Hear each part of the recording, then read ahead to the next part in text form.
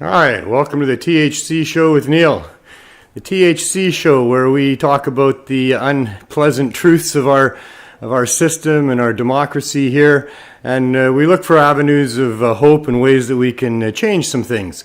And that's what we try to do here, as we educate as best we can and try to inspire people and motivate them. Today on the show, I'm once again, democracy here, as always, happy to have on the show Glenn Wells, 8 out of 10 Glenn from CannaMatch.ca. Going to help me with, it's a live show. Apparently it's really alive. Going to help me with the 420 session. Jerry Martin will be here for the Martin Medical Moment.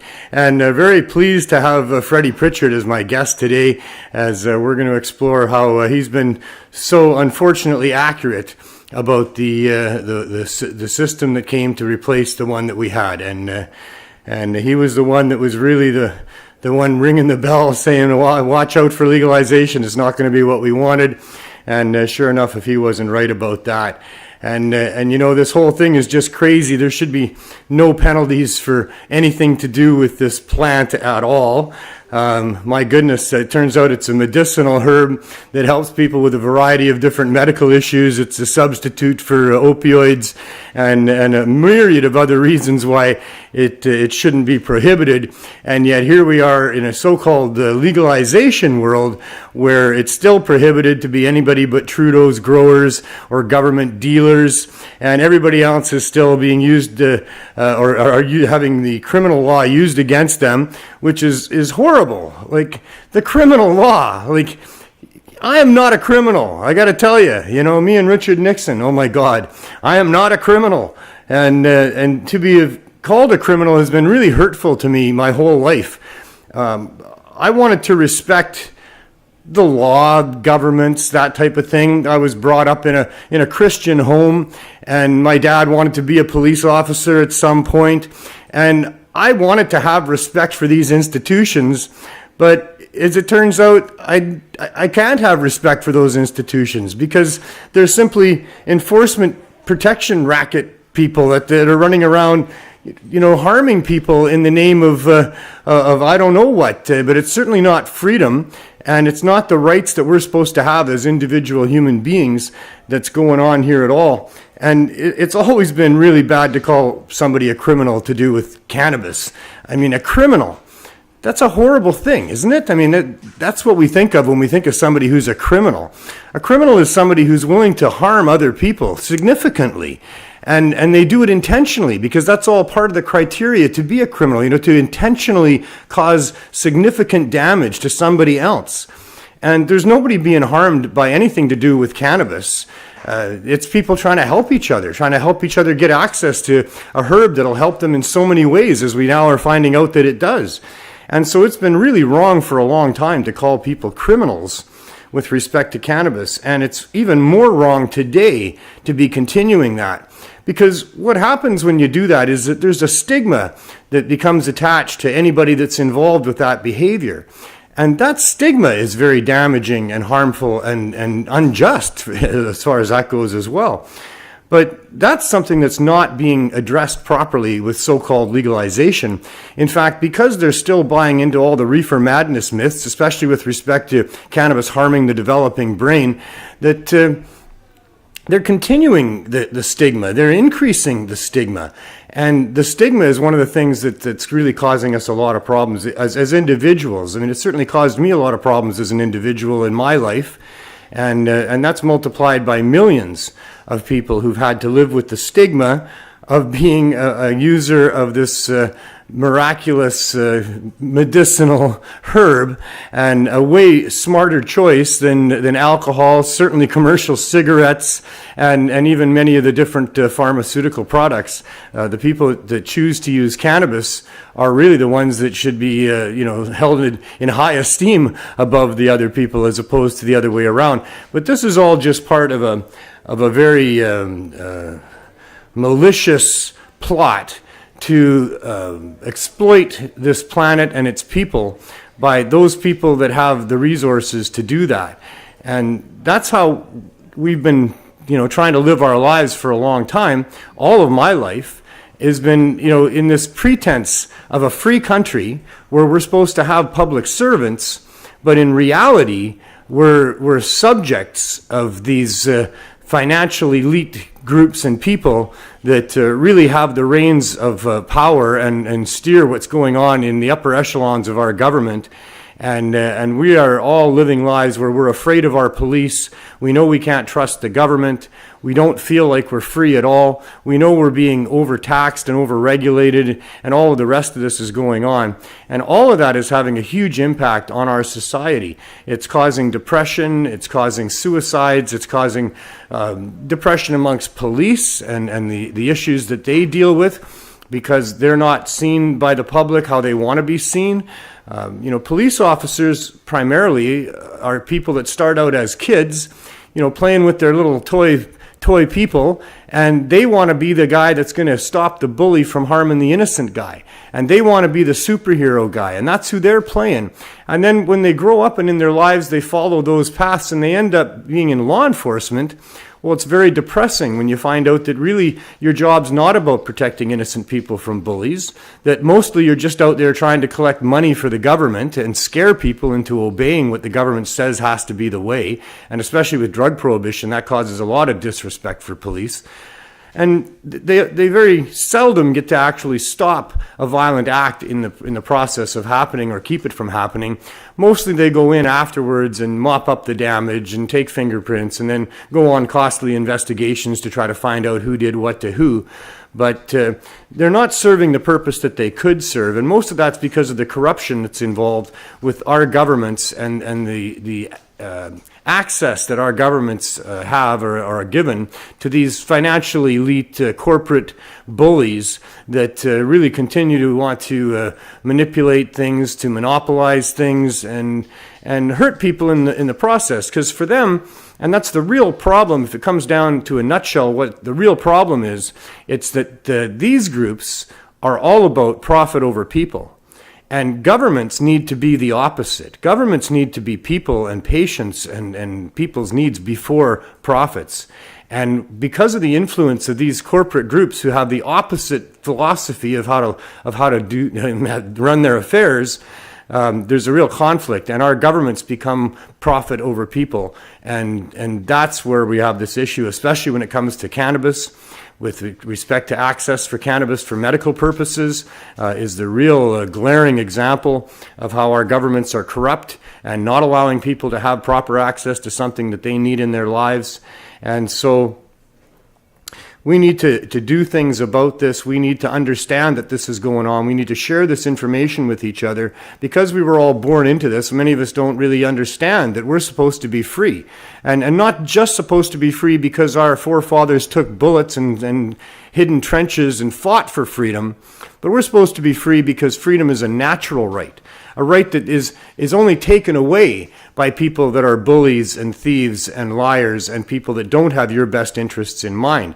And we've been up against these people for a very long time. They're very sophisticated and well armed in how they do all of that. And now we've fought against them to the point where we've got a system where we're supposed to have public servants and we're supposed to be free here, and this is democracy. But it's not the case because of the ability to lobby behind closed doors and the lack of limits on these public servants and the lack of accountability for when they are corrupt.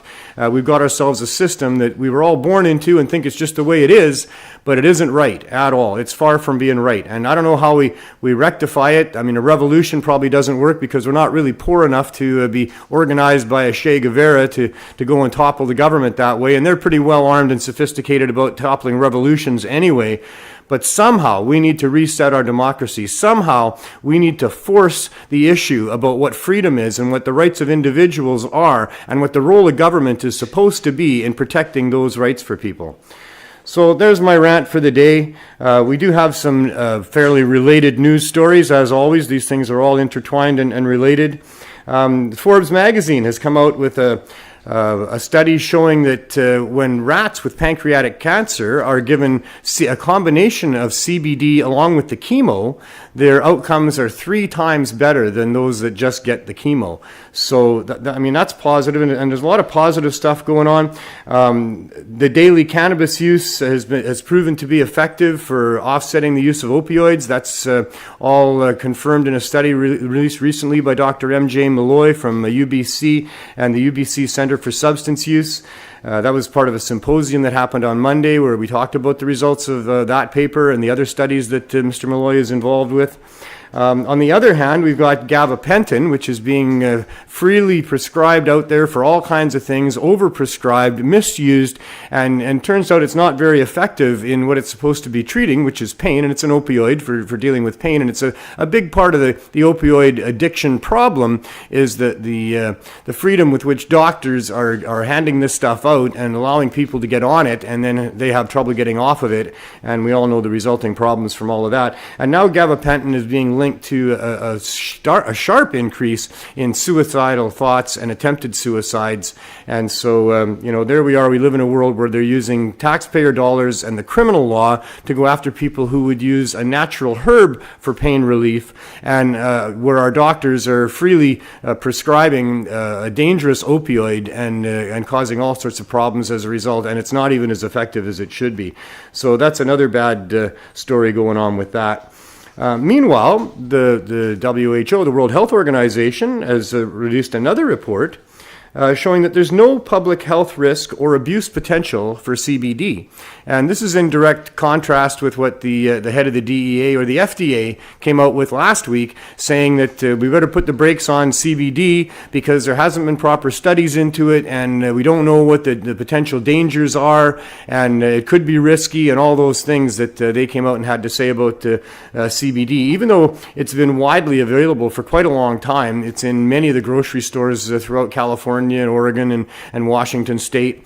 And there's certainly in Canada, there's been a large population using CBD for a very long time as well. So if there were serious health concerns, we would know, about that. And in fact, we know quite the opposite of that, and that is that CBD is very effective and very safe for people to use. And good on the World Health Organization for coming out, right away in contradiction to what the U.S. FDA had to say, and stating that there's no public health risk and no potential for abuse when it comes to CBD. And I'll just throw in there that kind of goes for THC as well, that there's not much risk of abuse with THC. I mean, some people do like the high and they pursue it maybe a little more than they should, but there's really no serious health consequences at all that come out of that. I'm living proof of that, and so are many of my friends and people that I know, and millions of other Canadians as well, that there's really no health risk to be worried about when it comes to THC as well as CBD, and there's plenty of value in that as well.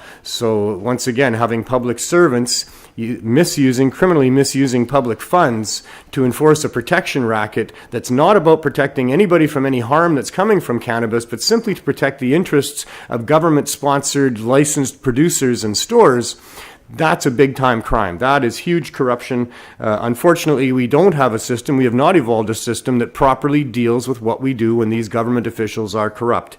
And there's just another example of just how corrupt they are. Also, there's a Harvard study, and this is there's been several of these over the last few years on the same topic, and that is that weed improves cognitive function, that cognitive brain function is improved by using cannabis. It's neuroprotective in that sense. So, I'm telling you all this so that, the next time you're being hassled by a cop because you've got illegal weed on you, you could maybe start pointing out to him that it's helping you protect your neurocircuitry within your brain. It's giving you improved cognitive function, that you're using it because it helps you sleep at night, because all these other health benefits. And just what is his job anyway, and who is he protecting by trying to take away your weed and threaten you with penalties for having weed that's not government sponsored?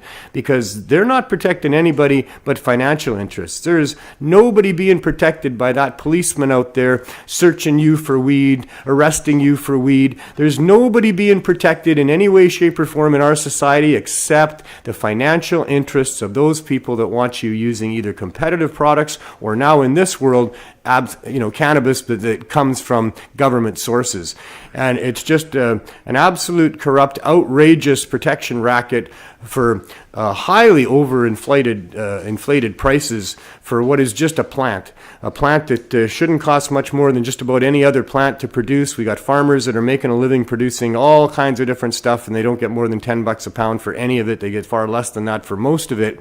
And yet, just because of government corruption, we've got super highly inflated prices with respect to cannabis.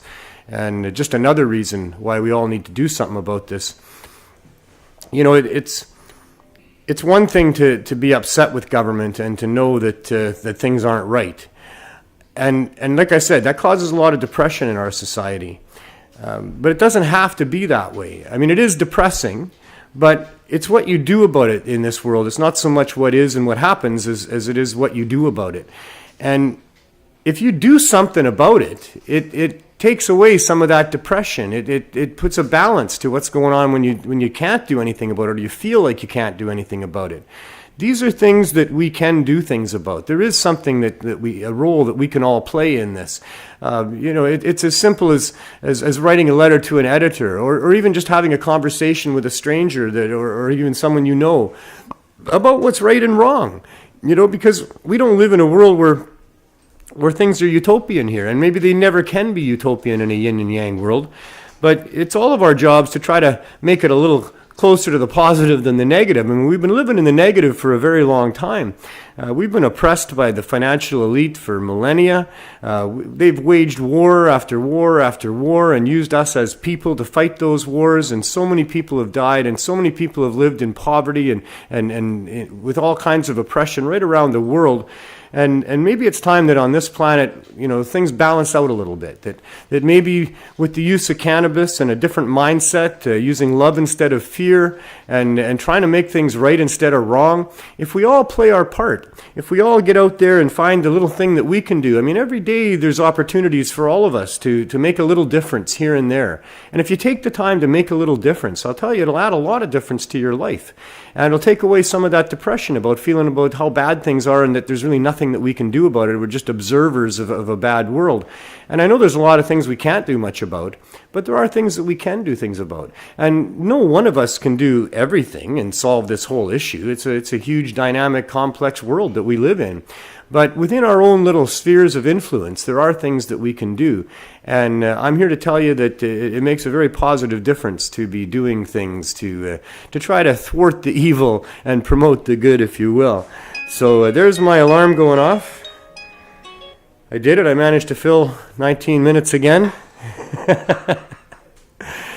Man, when I get going sometimes I can rant real good, and I can educate real good, but to try to force it and do it in front of a camera, I've yet to find easy. 17 episodes in, but I'm still working on it. I hope there's some nugget of truth and some little bits of hope and mechanisms for change within what I have to say to start the show. But that alarm means it's coming right up to 4:20, and that's obviously a very special time in the cannabis culture, as we usually pause at that moment once, some of us twice a day at 4:20, and on April 20th as well. I've been there for both several times. As normal, I have Glenn Wells in studio with me to help share the 420 moment. You've probably been there a few times too, Glenn? Oh, yeah, cheers. Yeah. What, 420? 420 in the morning. Oh, 420 in the morning, and then next year it's going to be 420 all month long. 420, 2020. It's 420, 2020, yes. Yeah. So every day it'll be 420, basically. I know. I mean, it's always 420 anyway, somewhere, right? Yes. But that's what they say, anyways. I mean, I guess it's special. Yeah, you never know. If it's a country that doesn't celebrate pot, then maybe it's not 420. It's special if we make it special. Yeah, that's true. It's all about what you make it. All right, I'm gonna light this. How was your week? The week was pretty good. I'll have to think about that. All right, you do that and light up. I'll tell everybody that CannaMatch is back up. Right, you were down for a day or two doing some SL something. Some SSL certificate. So And I donned the Santa Claus hat And today. for those of you who don't know, CannaMatch.ca is a place where people that enjoy the magical vapors of the cannabinoids can get together and share those magical vapors and other things as well. So Meat it's just Toke Date. Meat Toke Date. That's it. Probably a few others we could put there. Oh, But yeah. probably. And, I'm in the Santa Claus mood. So I can see that. I'll say anybody that joins this month, we'll give them 500 credits. Male, female, anybody. Oh, it's very nice of you. Between now and the end of the month, we'll give them all 500 credits. So what does that do for somebody?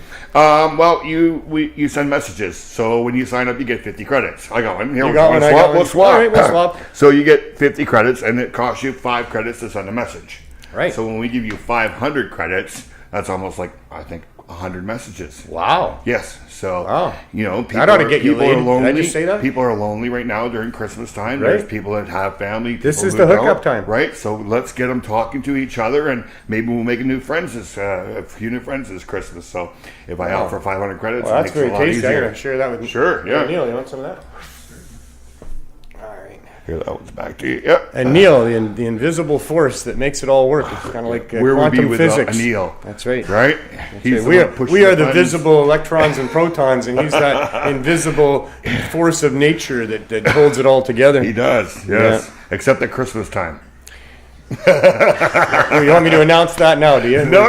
We're not going to have He's a. busy at There'll be Christmas. no THC show on December 24th. There is going to be no T show. There will not be a THC show. Right.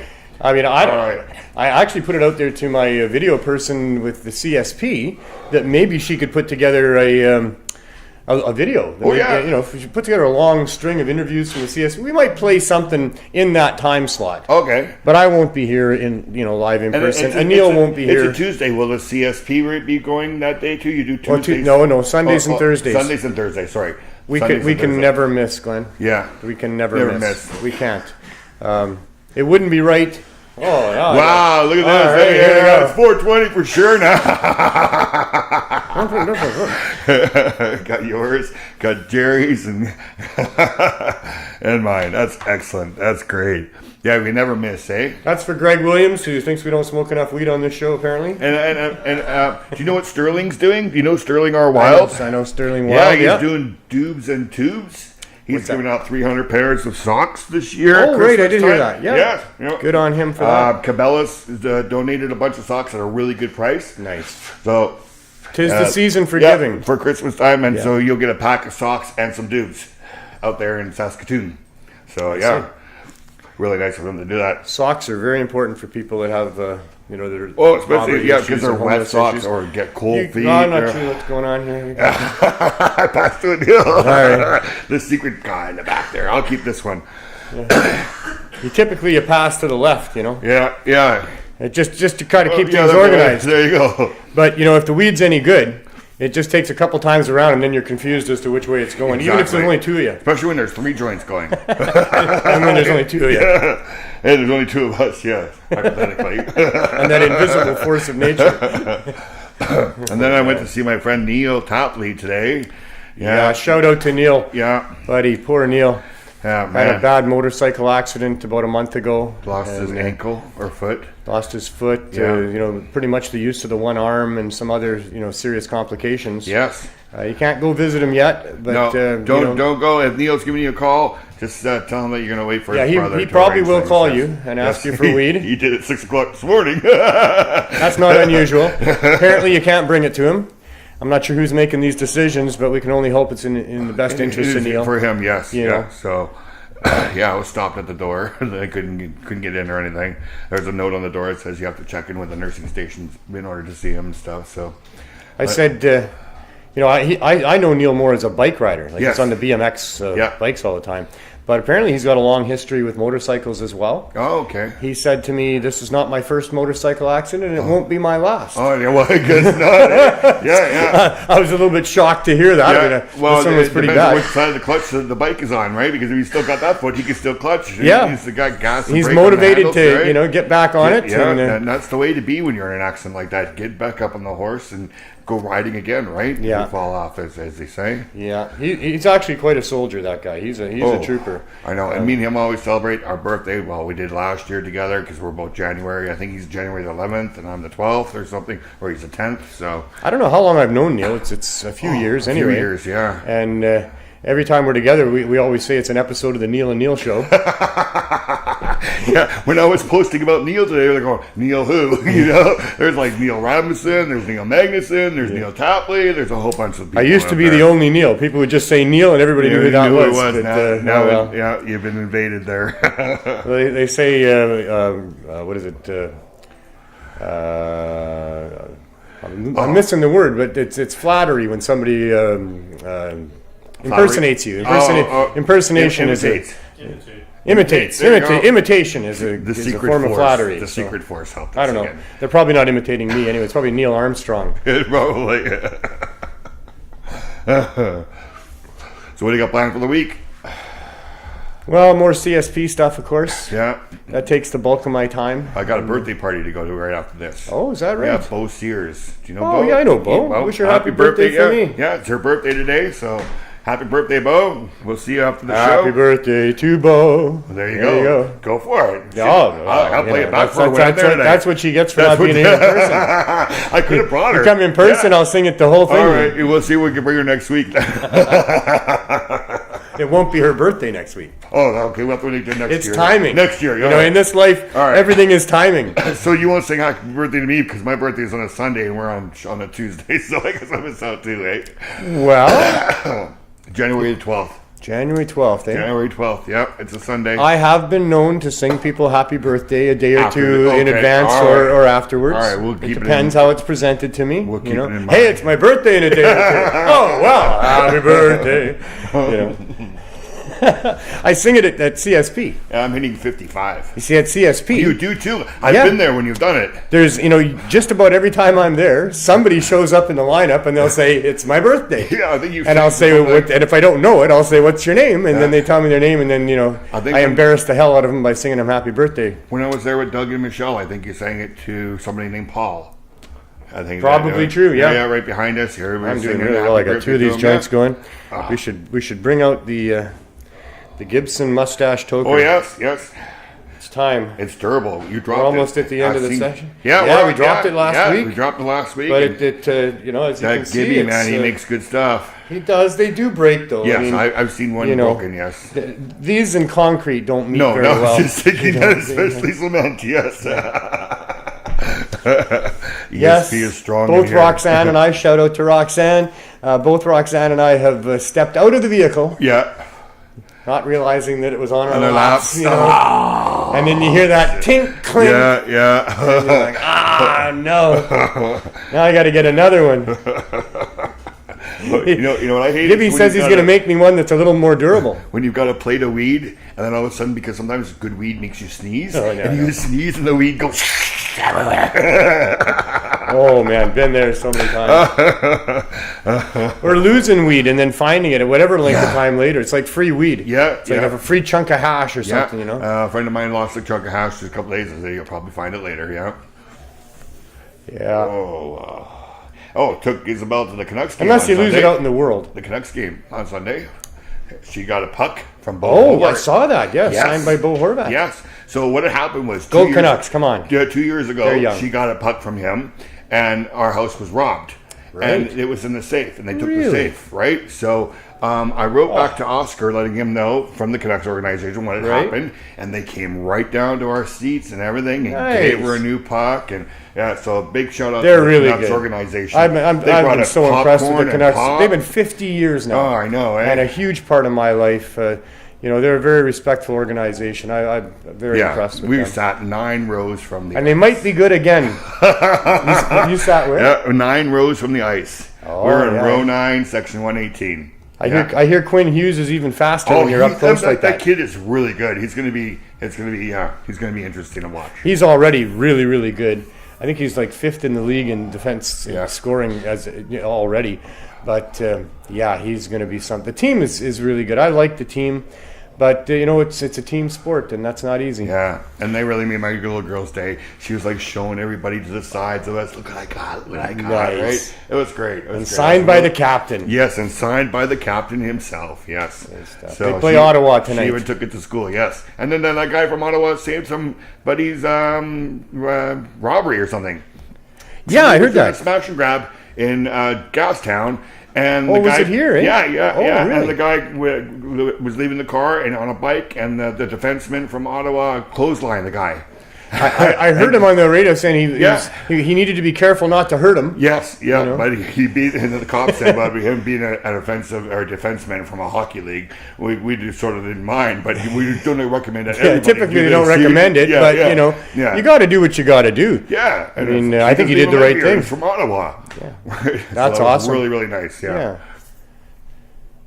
Can't remember his name. Yeah, I didn't hear it. No, I knew that it was a hockey player. I didn't hear that it was from here, and I didn't hear the whole story. I heard some of it. All right. Those guys do a lot of stuff. Somebody poke... Oh, Sterling's talking to me. He says, somebody poke Glenn for me. There you go. There you go. I just got poked there, Sterling. I don't usually get physical like that. I have a cousin that used to do that to me. I hated it. So, really? Yeah, sorry, I didn't mean to do that. You can do that. I only do it once. That's okay. All right. You can do it on Facebook, too. It doesn't I can poke. Yeah. I don't poke on Facebook. For those of you who wonder, I don't play games. I don't pass things on. Yeah. I don't send it to 10 of my friends. No. I'm really sorry. I still love y'all. I still wish y'all the best. I'm not trying to break nothing. I don't play those games. I got no time for it anyway, requests and I won't do it. And it's all probably just data collection schemes of some sort, or who knows what. I don't know, but I don't trust that. I don't play the games. I don't poke people. Sterling says thank you. You're welcome, Sterling. Hey, thank you, Sterling. You do fine work out there, buddy. Yeah. And very impressed with the attitude of that young man. Helping the poor, dupes and tubes. Yeah, I love it. His little thing out there outside, the licensed producer there giving away weed. That was awesome. Because of him, we did the same thing here. Yeah. So good on everybody that gets an idea and runs with it and makes things happen. We need people making things happen. If we make enough stuff happen, we'll make the big thing happen. If we reach critical mass, then maybe we'll get that semi-utopian freedom world. And we all benefit because we're all going to be healthier. Yeah. Right? And we won't have as many cancers and stuff. And we're taking it worldwide. Thanks, Glenn. All right. Very good. Appreciate that very much. We'll see you next week. See you next week, guys. The next session. All right. That's fun. The mood-changing moment of the show for sure. And up next, as always, we have the Martin Medical Moment. And this is the segment of the show where we talk about the fight for access to medical cannabis, mostly through the courts, because that's kind of where the battle is at this point, and that's where we've had to take it as they've arrested and charged and shut down many of these places that were providing access to medical cannabis. And in the case of it being the Martin Medical Moment is because Jerry Martin is a gentleman who had a dispensary going on in Saskatchewan. Several years ago he started that, and it had 1,000 members of his dispensary in a town of about 1,000 people, halfway between Brandon, Manitoba and Regina. And a strict medical model where people had to have a doctor confirming a diagnosis and then staying with all the protocols as best he could. And, he was one of many dispensaries going on at that time, all illegal according to the Criminal Code of Canada and federal policy, but all, standing in the face of that risk to provide access to people because it was a very necessary thing. There are people who find great relief in cannabis and other things don't work for them. And there's those that can only access through a storefront. And this had been going on in the courts for a while in different challenges. And the challenges had all been positive for the movement to provide access for cannabis, especially in the case of the Allard case here in Vancouver, where Judge Phelan declared that medical access through storefronts was crucial and at the heart of access for medical patients. So with all of that going on, Health Canada sent out some letters to some dispensaries telling them to stop their operations. Well, that's an impossible ask. You can't ask dispensary owners, especially in the case of a small town with such a critical population of people being able to access cannabis through you, To ask that to stop is not possible, and that should not have happened. And of course, it couldn't stop, and Jerry didn't stop. And sure enough, if they didn't send the local RCMP to arrest him and seize his property and charge him with selling cannabis and shut down the dispensary. And that's been ongoing now since the arrest. He was there for basically 4 years providing that service, and it's been over 3 years now that he's been back and forth to the courts over 30 or 40 times now. And it's an ongoing case. It's a constitutional challenge. And Jerry's here with me, as always, to update us and talk a little bit about this journey of his and the other things going on with respect to accessing medical cannabis. So how you doing, Jerry? I'm doing good. How are you doing, Neil? I'm doing okay. Good. Still here. Every day above ground is a good day, they say. It is. That's what my dad said. I don't think everybody says that, but my dad said that. And I guess he's right. I haven't tested it yet. But some days are better than others, that's for damn sure. Yeah, that's for sure. Can't argue that one. Yeah. So, but you're doing okay? Doing okay. Any further updates on what's going on with your case? No. So still in limbo, waiting for a court date in the spring, Yeah. whatever that means. Well, that's what they say. That's what they say. Spring's coming up pretty quick already, so Yeah. So, we're just basically waiting for them to review. I guess the Crown and what needs and to what review. what are they waiting for? What do they need to? Review this, review that, submit this, submit that. So they're working on it. They're working on it. You think they're working on it? That's what they say. They're billing hours. Well, yeah, they've got a new Crown now, so Billing even more hours. even more hours. Wonder how many hours they've billed on the case in the last 3 years since it started. I'd like to know how many bonuses. Do we get to know that kind of stuff? I don't know. I'd like to know. Mr. How much Neufeld, my if Robin, I'm sure you're watching the show. you could send us over a could you bill. send us over a summary of the costs, please? You're a public servant. This is the public asking for a disclosure on just how much you've spent so far to keep Jerry from helping people. Yeah, that would be nice. I'd Yeah. really like to know that.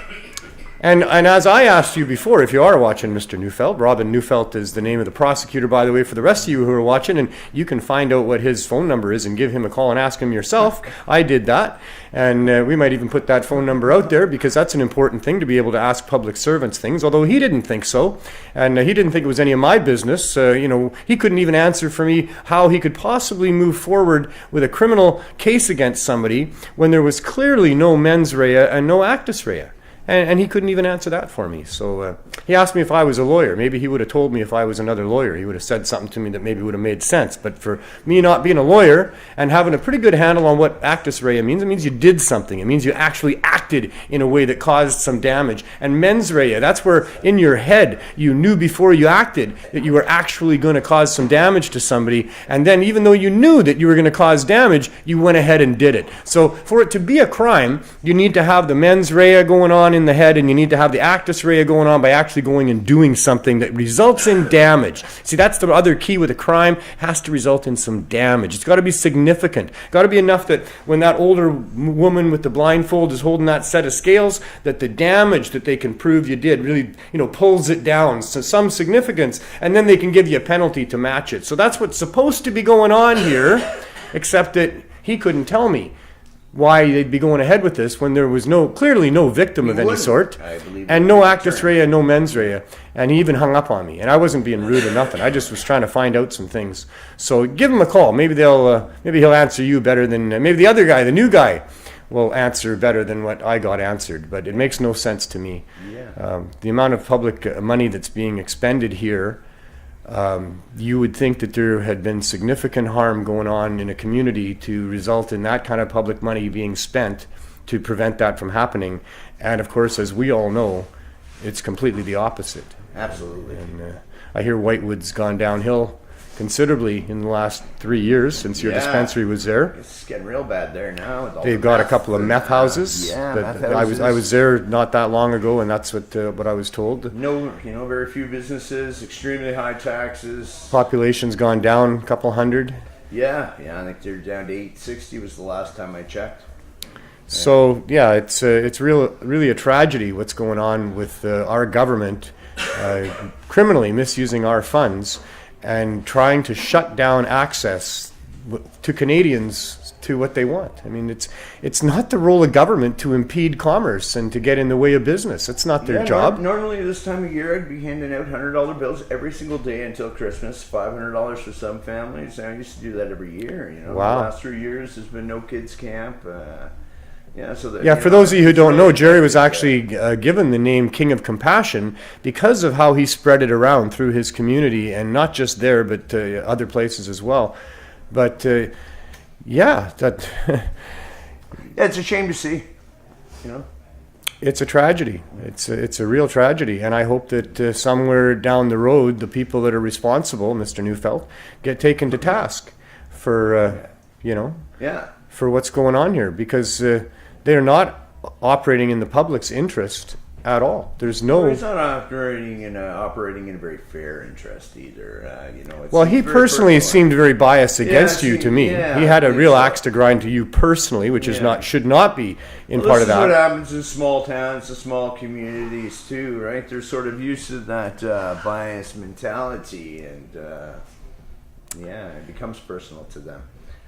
But, it's also not justified at all in that, like I say, there's no victim here. There was no damage done that they can point to. Now. There's, that's for sure. The dispensary plus myself, so, yeah. Yeah, there's a lot of victims on their side. The drug war is full of victims on their side. What are they still threatening you with? I think I have 7 charges. A couple of trafficking over 3 kilograms, which, by the way, could be life in Saskatchewan. Has he said what he's going to ask for? Has he given any indication of what they're going to ask for? Well, he'll probably ask for more now. We're talking jail time. Yeah, they originally wanted 2 to 5. They're not going to get it, by the way. 2 to 5 years, and then 600,000 and 5. Well, he didn't want 600,000. He wanted a couple 100,000 or something. Or they wanted to fine me for all the donations that I gave away. and then, but then when Mark lost or made his deal there, because of his $200,000 fine, he figured that I should get a $600,000 fine. So I don't know how his mentality works. So he was putting you like 3 times above Mark Emery. Plus, they want to see, they've already seized everything, but they will keep everything, and plus the time. And if I didn't respond to that, he's going to ask for more. So I'm positive he'll ask for more. Well, I can only hope that we have some sort of a reasoned adjudicator that can recognize the injustice of this whole thing. I don't think it'll ever get to court, personally. That's just my opinion. I think that they're going to continue to stall until for some reason it doesn't go to court. I don't think they want you in court. I don't think they want this issue in court. They certainly don't want me in court. I'd be very afraid of you, Jerry. You're a truth teller. You're a loud truth teller, man. Their faces. So, their strategy is to not have people like you in courts. They're busting dispensaries, but they're not charging the dispensary people. Don't get me wrong, I'm afraid of what they're going to do to me, but I'm not afraid of them. And I'm not really afraid of what they're going to do to me either this time. It's the time in between that's killing me. Yeah, I get it. I mean, this is cruel and unusual punishment without you spending a day in a cage. I mean, really. And it's way more cruel than being in a cage. I've been to jail. Yeah. I mean, they feed you every day, and it's no fun. Don't get me wrong. And some jails are much worse than other jails. This is not a BC jail I'm going to. But seriously, the stress over your head and the continued threats by these people and the costs to you because of dragging you back and forth into court. That's it. Every day's it's a new struggle. I mean, they've taken most of what you had already. Properties, cars, bank accounts. You're struggling. And you're not a person that would be struggling if it wasn't for this government doing what they're doing. So, it's horrible. But, we're fighting it. And thank you for fighting it. It's a tough struggle, but we'll get there maybe. Like I say, I think they're going to drop the charges at some point, and probably not even with an apology to you. Whether or not you get your stuff back is debatable, and you'll probably never get full value back for what they took from you, for sure. And they're not going to compensate anything else either. And the houses, that's what they did to me. Yeah, and I don't think you're going to get proper compensation for any of that. Who knows? Maybe the world will change a whole lot, and maybe they will recognize the crimes that have been committed against people in the name of trying to prohibit dangerous drugs. My goodness. But, I got a little update on this, though. So there's a couple other court cases going on as well. Let me just see what I got here for sure.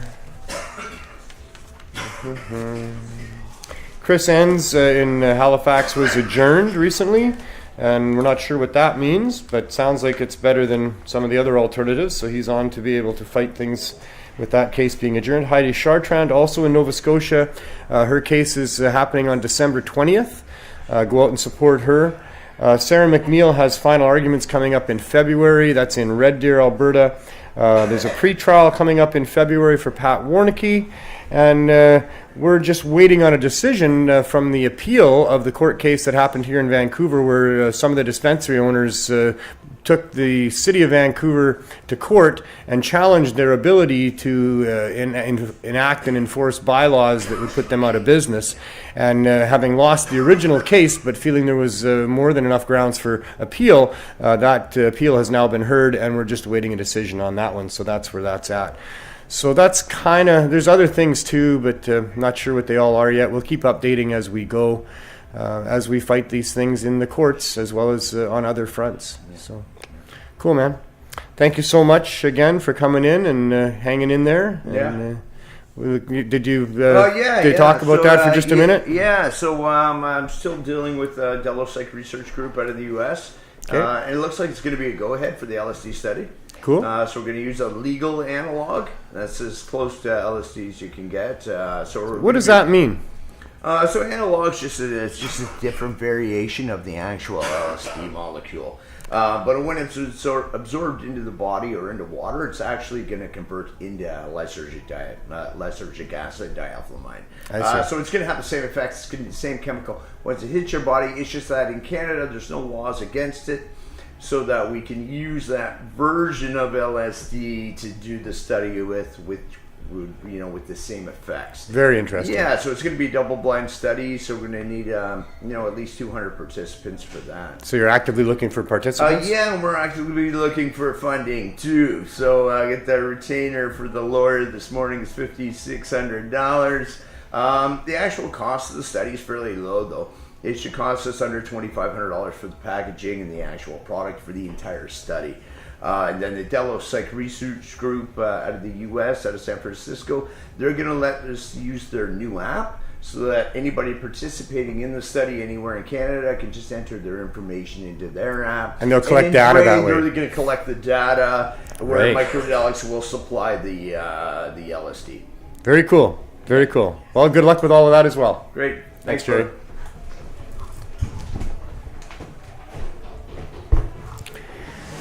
All right.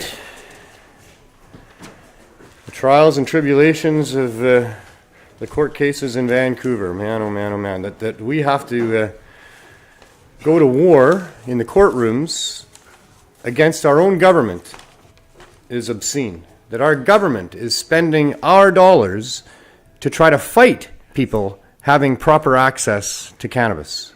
This is obscene. This is not what Trudeau ran on. This is not what we elect public servants to do. This is a travesty.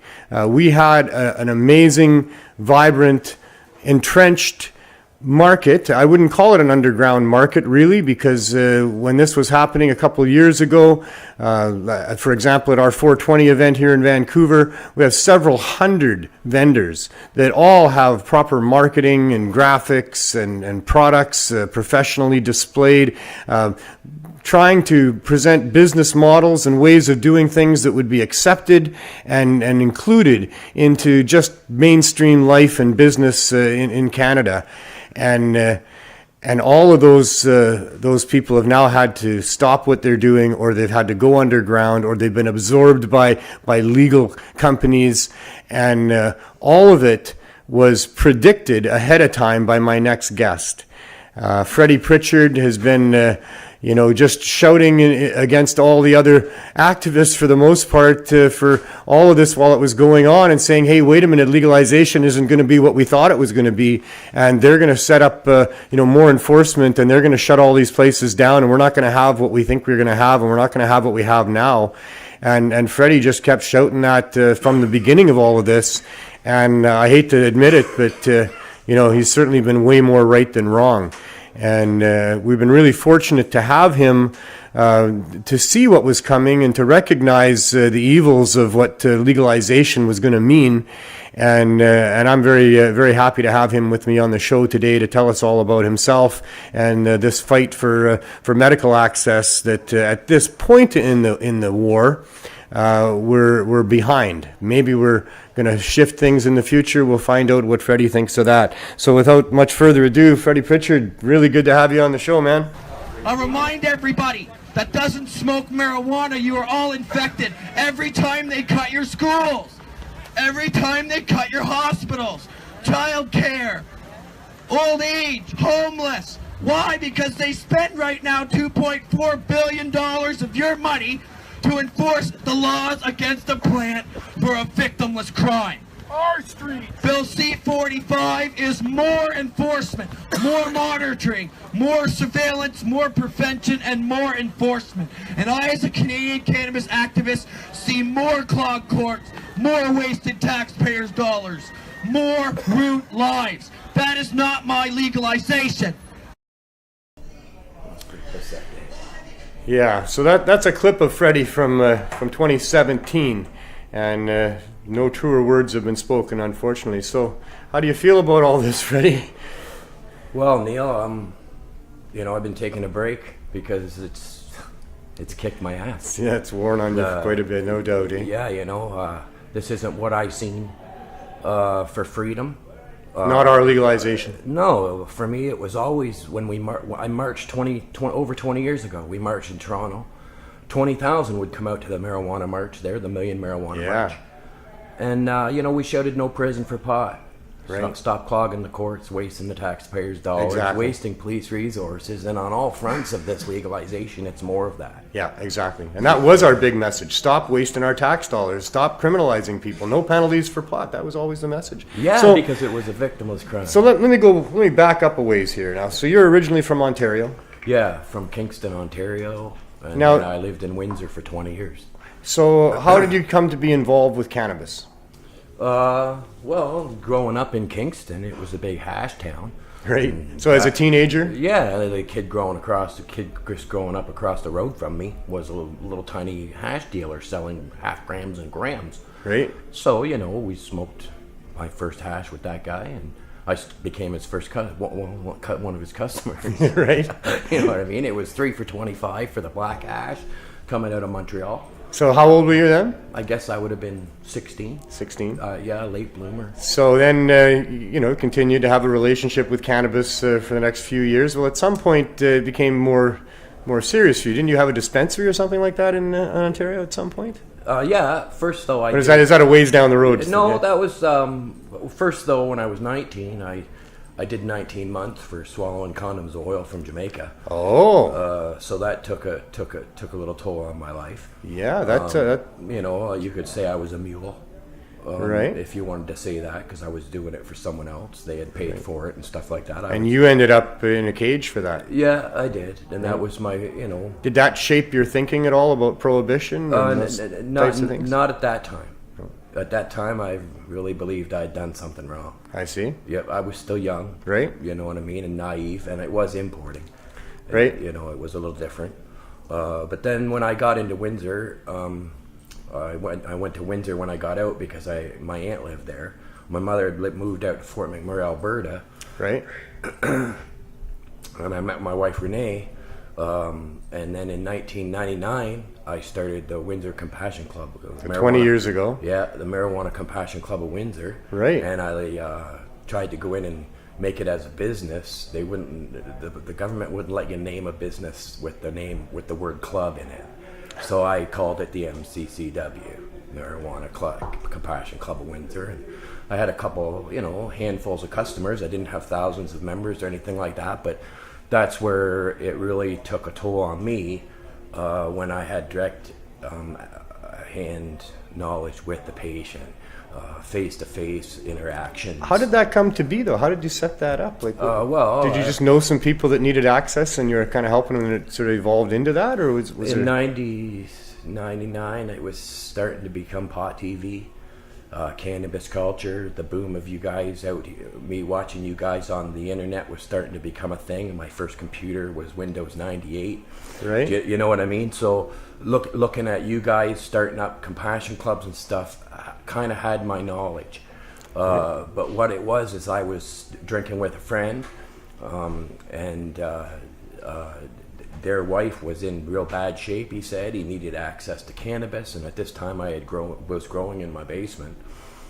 I had actually come to BC and to Vancouver and picked up seeds here in Blunt Brothers, right here next door. Yeah. I brought back home to Windsor hash plant, California indica. Nice. And Jesus, I don't remember the other strain. Super skunk. Right. Yeah. You're growing indoors, I would imagine. Yeah, growing indoors, hydroponics. Yeah. If Leo Lucer's watching from Windsor, shout Ontario, out to Leo. I've known him for 30 years. And he does a lot of good work there. I can't keep track of some of that. I'll let the cat out of the bag. I don't know if he wants me to or not, but he just showed up at my house one day with a 400 watt light and 2 clones and a tray and said, "Hey, you want to grow weed?" And I was like, "Oh, okay, I guess." I turned and told my wife, "It looks like we're growing weed." Right. And that's how I got growing. I see. But then I took it to the next step. Researching. The internet was big then. Right. I read Robert Connell Clark's book from cover to cover, Marijuana Botany, and I learned the life cycle of the plant, and I started to grow, and I moved and adapted the entire system up to 1,000 watt lighting. And so this is while you had the dispensary going on as well? No, just before. Just before? Okay. And then I met somebody whose wife was in bad shape. He was telling me a story that was pretty horrific, and I was like, well, I can... you grow a crop or two indoor hydroponics. You got all kinds of weeds. So all of a sudden you're sitting on enough weed to say, hey, maybe I can help you out. So I started to help out. At that time, it was becoming the first patients in Canada, Section 56 holders. Right. And they were told, hey, you can have your cannabis, but they were told, hey, there's nowhere for you to get it. Right. So that's when the Compassion Club started up. Ted Smith and the VCBC. Hillary Black, who now back works at the for same a large time. producer. So I was following along with this stuff, and it was like, well, I can help too. So I started to help. When I went to, this is what grabbed me, is I went to his house to do a delivery, and I went in there, and it was like he said, his wife was totally incapacitated. Her bedroom was set up like a surgical room. There was medicine all over. She had a bed that was a hospital bed. She was hooked up with IV, but she was still sitting up and awake and talking, and she smoked cannabis, and that's what helped her with her pain. So I gave him cannabis for $5 a gram, and that was like my first customer. And what got me was when I seen her consume it. Still gets me today, Neil. And how all of a sudden, after consuming that, watching her face see new light or whatever you want to call it, like it just I've seen it myself. Pain went away. I know exactly what you're talking smile about. come over her face. She became more engaged in the conversation. More alive. And I knew I made a better way of life. For Mrs. Gail. And that was her name, Gail. I've had the privilege of having that experience repeated over and over again, trips across Canada, meeting medical patients and sharing butter with them, for example, and seeing the edibles the is impact a very of that. powerful thing. Well, and in the case of butter, it's the smokable butter from Butter King, where he sponsored my freedom tours by giving me, chunks of butter to take with me across Canada and share with people, and that's all I did was share with them. And I literally had people stand up out of their wheelchairs, or their shaking would stop, and then, like you say, that the whole face changes. Now they look alive, and now they're engaged in life.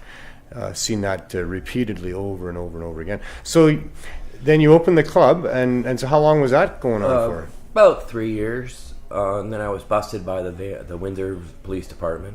Right. Spent 4 years going through the courts. By then, I was pretty school in activism. That's just like Jerry Martin. Yeah. Yeah, he was 4 years doing his thing, and then 3 years going through the courts. So it's very similar. Yeah, and with Michelle and he's not done yet. Michelle and Doug Sikora of the SM Sweet Shop, the judge actually in their case found them guilty of marijuana trafficking. However, he threw the case away because of the Jordan trial, and the Jordan trial was because it didn't come to trial within a reasonable amount of time, right? Which is in effect now, and I could have used that to my power, right? You could use Ben, and whatever with Jerry too, right? But Jerry, I think in Jerry's case, it's been both parties have agreed on a couple of occasions to waive that particular clause so far. Yeah, but at some point, it's already ridiculous. It's grateful that happened with the Sikoras. I see. Yeah. Well, was that connected to you with your dispensary in some way, or is this just a separate? No, that's separate. Yeah. So with your thing there, so you got busted eventually after 3 years, did you say? About 3 years. And then the court thing for about 4 years. 4 years. What actually resulted in that? Through the court. Well, we tried to do a charter challenge on the Section 8 of unreasonable search and seizure. Right. Cops just make it up. We all know this. It's just like, there was, Source A was in my basement and seen 80 full-grown mature plants, and Source B was in my basement and they seen 80. They just made all that up because when they busted me, I had 23 plants in various stages of growth. Right. 15 flowering and the rest in clones and veg, right? So, right.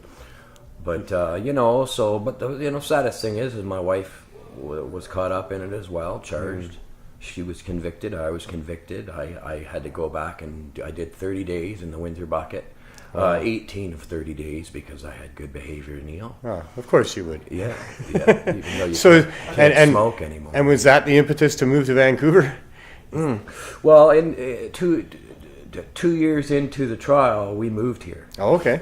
We were flying back. So what caused the move? Inside of that time, inside of the 4 years that this was going through the courts, Renee's mother passed away, and my father and my mother passed away inside of that exact same time. Wow. Within 2 years that happened, the deaths. So it was a really rough time. Right. But it was also 2 years before the Olympics were happening here. Things in Windsor, 35,000 manufacturing jobs left Windsor, Ontario, before the economic turndown hit in the country.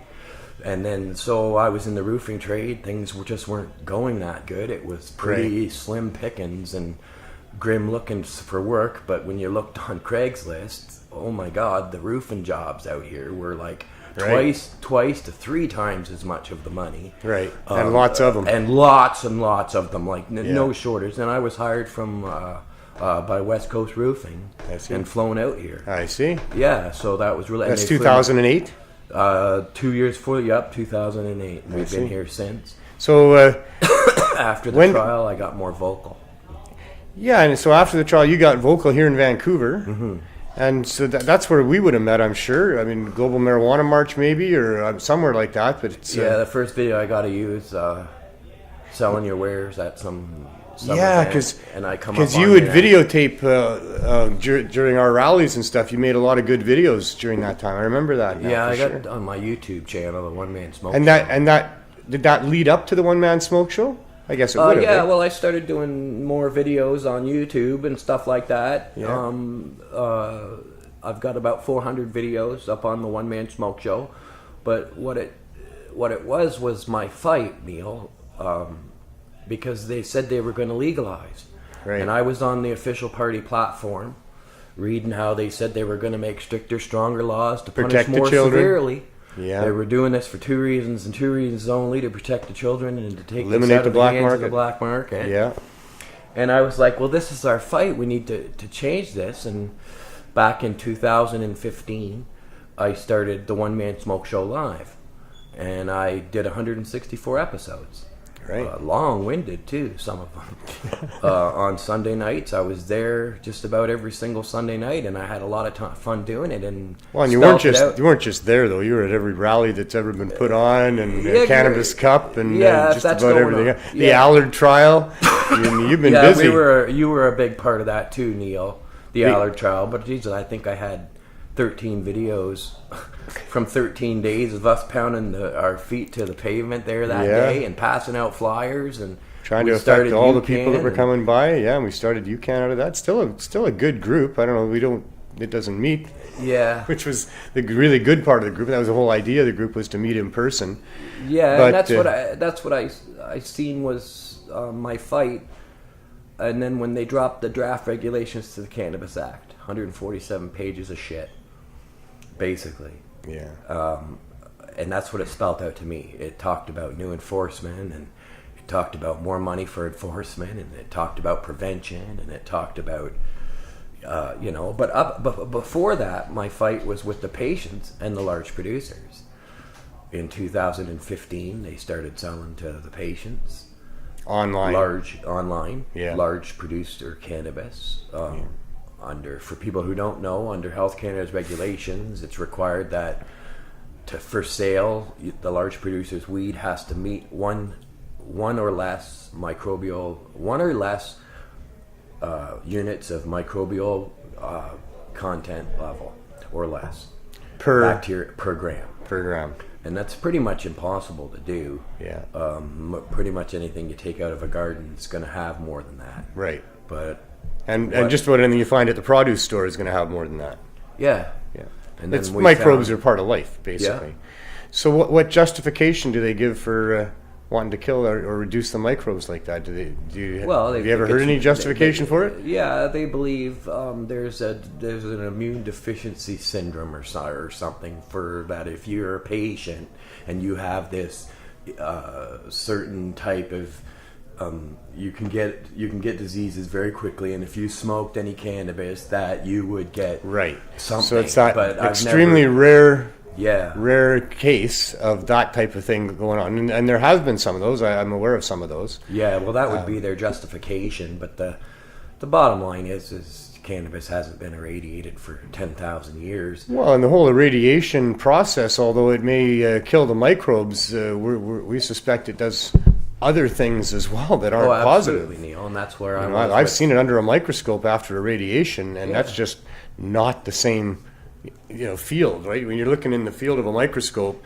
before radiation, the cannabis plant is like a beautiful oasis of colors and these trichomes with the resin glands and and all that beautiful stuff there. Absolutely. You feel like you're on some foreign beautiful planet walking in a forest or something. Yeah. And then after irradiation, it's kind of like a battlefield where all these things are all just crinkled up and kinked and laying on the ground more than anything. You've seen that yourself. I've seen that myself. Yeah, very good. I'm glad that you brought that up, because that's where I'm like, I don't think I want to smoke that stuff that everything looks devastated there. That's because I want whatever's going on in that beautiful garden situation. That's what I think I want to be part of that. I don't want to be nothing to do with that battlefield of death. Well, exactly, Neil. And that's where I was on my show, was reading the research as well. It degrades terpenes. It evaporates resin heads, and it degrades terpenes and monoterpenes, some as much as 38%. Wow. And they didn't test them all. Yeah. So it's like, okay, some of them were 6% less, some of them were 20% less, some of them were 38% less. Now you're directly taking away the flavor, the taste, the aroma, and most importantly, and from a medicinal point of view, the potency. The effects, yeah. Potency. And if they don't irradiate, they still got to get those microbes down. So there's some approved sprays that they can put on there. Yes, they can. We followed along on my shows as well. You guys can check out my shows, the One Man Smoke Show on YouTube. And I'm also on Facebook, the One Man Smoke Show, but all them videos that we went through this, and we talked about this extensively, did videos with Cannabis Life Network about this. Yeah. Give us a little overview. But about the sprays, we started talking about when there were 7 sprays allowed by Health Canada to be sprayed on cannabis, and acceptable levels of those sprays are allowed to pass through testing. Not only that, they're allowed, it was in word for word, we showed all this stuff. It never was a joke to me, you know what I mean? It was right there in black and white. Yeah. And what was the biggest one is they were allowed, word for word, black and white, to spray on flowering and dried marijuana. Right, which is obscene. That's just unheard of. Ridiculous. Well, here I was coming from a patient's point of view. Yeah. They have to pay gram price straight on up for a bag of bunk. So we... Prohibition prices. Yeah. Still prohibition prices. They're still paying gram price straight Inflated prohibition, higher than prohibition prices. Yeah. And since the dawn of my smoke, like I was just telling everybody here with you on the One Man Smoke Show, it was a deal when I was a kid for 3 for $25, for fuck's sakes, on black hash.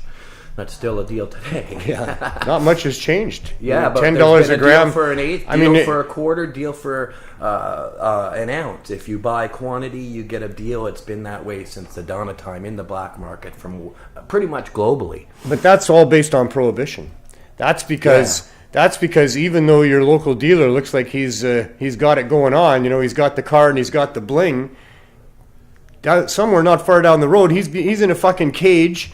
He's lost all the shit that he got. Now he's got a criminal record, and then whatever happens to him when he's in the cage, lots of bad things happen to people when they go to jail. They come out with diseases or gang affiliations or, more disrespect for government than when they went in, for sure. So, these are prohibition prices. That's why it's $10 a gram or 3 for $25. It's because that's an outrageous price to pay for a flippin' plant that grows fairly easily. There's some expertise. You can grow better than others and da-da-da-da-da. But it's not 100 times, more difficult or costly to grow cannabis than it is for, say, heirloom tomatoes or orchids or these other things. It's not 100 times at all. It's not 10 times hard. It might be a couple times because you got the curing to take care of. But with heirloom tomatoes, those things damage really easy. You got a lot of handling issues with that and low shelf life and shit. And orchids are very temperamental. Don't get me going. So the cost per pound per gram is all just inflated prohibition prices, because you might lose everything if you're a dealer. You might even lose everything if you're just found in possession. You got to go to court. You might lose your job just for having to go to court on a day. But it can get way worse than that, as we all know. They've ruined a lot of fucking lives here. So that's why it's $10 a gram, is because there's a lot of risk involved. There's a lot of lawyer fees down the road and potential loss of all kinds of stuff. That was always part of what we were preaching about. Stop prohibiting this stuff, legalize and regulate, which means it should come down to the price of, just an expensive vegetable for the most part. But anyway, get me going, I know, but let's just go back for a sec, though, Neil, because I'd like to touch base again on the sprays. Mm-hmm. But price alone for patients, speaking as an advocate for patients, price alone is enough to go off on the LPs. Oh, for sure. And the legal regime. Impossible for daily users. However, it was big on the internet. People were saying they were getting ripped off, they were getting shorted, and they were showing pictures of tiny little nugs and leaves. Ground. The government approves what they call leaf mills, blends, and shake. They sell all this mills and blends, ground up weed. We just never did that either. No. So I started seeing, now there's these 7 approved sprays. It went from 7, and we talked about it when it was 11, and I was talking about it when it was 13, and then it was 17, and then it was 21. What are we today? And today I think it's 27. 27 approved sprays that they're allowed to spray on the sprays. However, there's another separate list with 96 sprays on it, and that's not what they're approved to use on their cannabis. However, if the cannabis happens to have those levels, there's approved levels. They're all listed and detailed out on the Health Canada website. I share this stuff on Freddie Pritchard, or the One Man Smoke Show on Facebook. It's in the notes there. However, and so if you happen to get Michael Blutenal's on that list, and a point 0.020 is approved. So if it happens now that cannabis, because it was tainted before with Michael Blutenal illegally in this country, now happens to come over here and it gets tested and it's under the 0.020, it's still allowed to go out for sale. Right. But there's actual 26 sprays that they can use on flowering and dried cannabis to combat the one or under microbial level of bacteria. And they're also talking about spraying so that they can track it, so that the cops can run a UV light over top of it. In the States, there's a company, I don't know if Canada's talking about doing that yet though, Neil, but there is a company that they can use a spray to tell if it's legal or illegal weed. And they spray that onto the dried bud after the fact, and then. So at that time, we did a series of shows with Cannabis Life Network, Budzilla, and a friend of mine, Harry Warburton. We did 4 shows. We tested six different LPs, 23 different strains. And by testing, what do you mean? Well, we took them, we opened them up on camera, brand new. We put them down. We smelt them. We tested them as we would judge cannabis at a Right. cannabis cup. So not we not looked in for any, not aroma, within. flavor, taste, burnability, effects. Right. We looked for all the things that you would look for in a quality cannabis. Right. The criteria. Right. So Other than testing equipment to find out different levels of. So things. we did an Organigram and Metrum episode where the Metrum ones that we smoked all tasted of the exact same chemical and heavy. Like it was instant first toke. You knew there was something on that, Neil. Right. It was burning horrendously black. Right. It literally on camera in that episode over on YouTube, the One Man Smoke Show, it's down the front page there, scroll on down, but that episode's there, the Organigram and Metrum, and it sparked up. Sparking. In the joint. Yeah. Like when we put it down and there was Rusty with his camera and he got it and it went straight through. I've seen it so too. So what's really sad is then, the Organigram was no better, tasted very fucking chemically. Right. 6 months later, Neil, across this country, coast to coast, Organigram and Metrum had those exact same lot numbers that we used in that video recalled for illegal spray myclobutano, which when burnt creates hydrogen cyanide, which made hundreds of patients. Yeah. Wagner Serious Injury Law Firm heard from hundreds of patients that fell ill to this fucking shit that the government was approved for patients before legalization. Right. And there was never anything like that before legalization. Nobody, Neil, you are, I gotta say, I want to commend you, Neil, for your stand-up work with the Cannabis Substitution Project, helping out patients and people any way that you can. I think that's really awesome what you're doing. Keep up that good work. Yeah, no end in sight on that one. There's certainly some modifications coming in how we distribute that to people, but we're going to be using cannabis to get people off of opioids and substitute the street drugs for many years to come, I'm sure. And we're actually on the verge of getting some real officialdom in doing that. Which we should have, because cannabis really is effective for people. It's not a myth at all.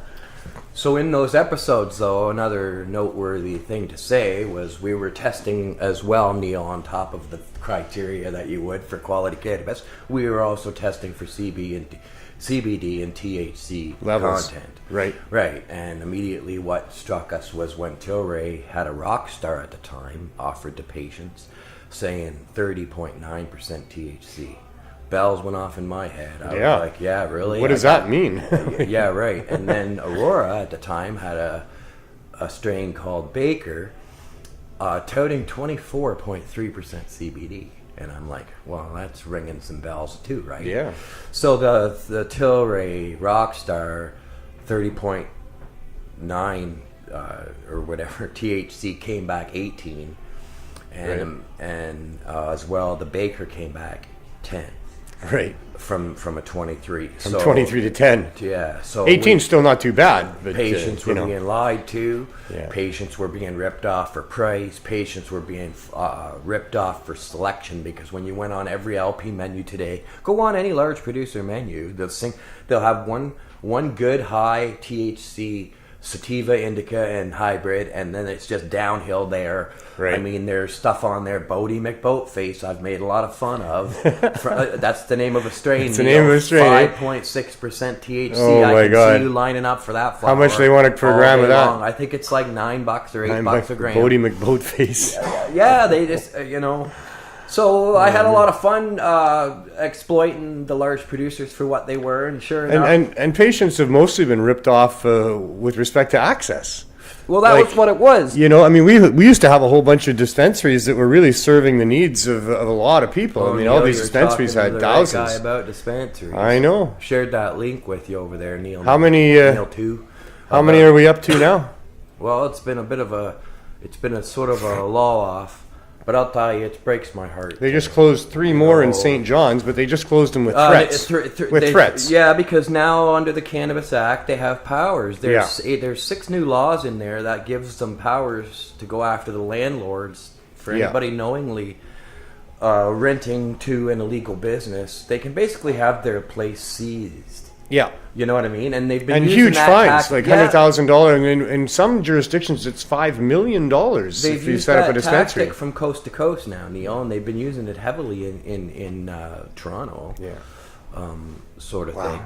But I Just started obscene. It's It's absolutely obscene. Yeah. I mean, there should be no use of tax dollars on enforcement unless they're protecting some vulnerable population or people from being harmed. It's funny that you mentioned that because the Cannabis Act hired a whole bunch of new cannabis enforcement teams, Neil. They're working on top of the old cops too. Well, So not are only you do we got referring the to old cops- the CSU? Yeah, the CSU. Because that's a here. BC one. That's a provincial. There's one unit. in Quebec. There's one in Ontario. Right. So the Those- Cannabis Act allows for that, is what you're saying. Yeah, they said in there they were going to have. The And now I see that the they've minister got, was going to have the powers to be able to appoint anybody he wants and give them inspectors.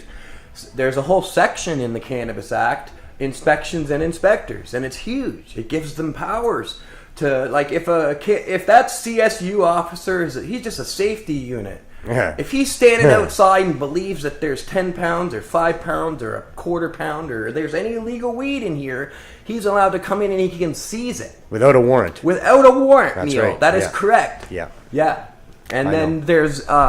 there's also a thing in the Cannabis Act that says if he wants to come into your house and you say no, one of the ways he can get a warrant is if he's been refused entry, Neil. Right. So he just got to go now because you refused it. He's like, I'll be back. And you're not going anywhere. He's going to sit out in the driveway and make a phone call Yeah.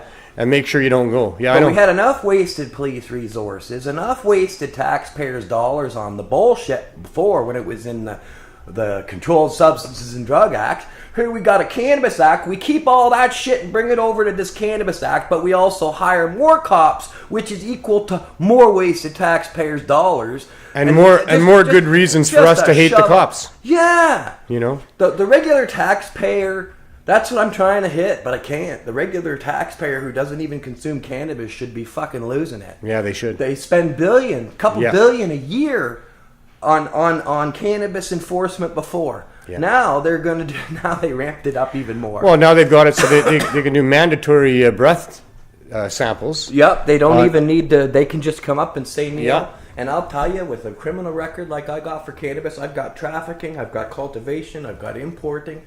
I got. So how long before a breath test includes But cannabis? when a cop comes up on Freddie Pritchard, walking up the fucking, he already knows because he punched Yeah. in my fucking license plate. That's And right. it all came He's up. got his gun He's already undone. got his fucking saliva test for me. Yeah, and his gun undone. Here you are. Yeah, here you Yeah. go, sir. Yeah. Saliva, and they're in the cannabis. That's the companion bill, C-46, Yeah. to the Cannabis Act, which is the driving while impaired shit that they passed with the Cannabis Act. Yep.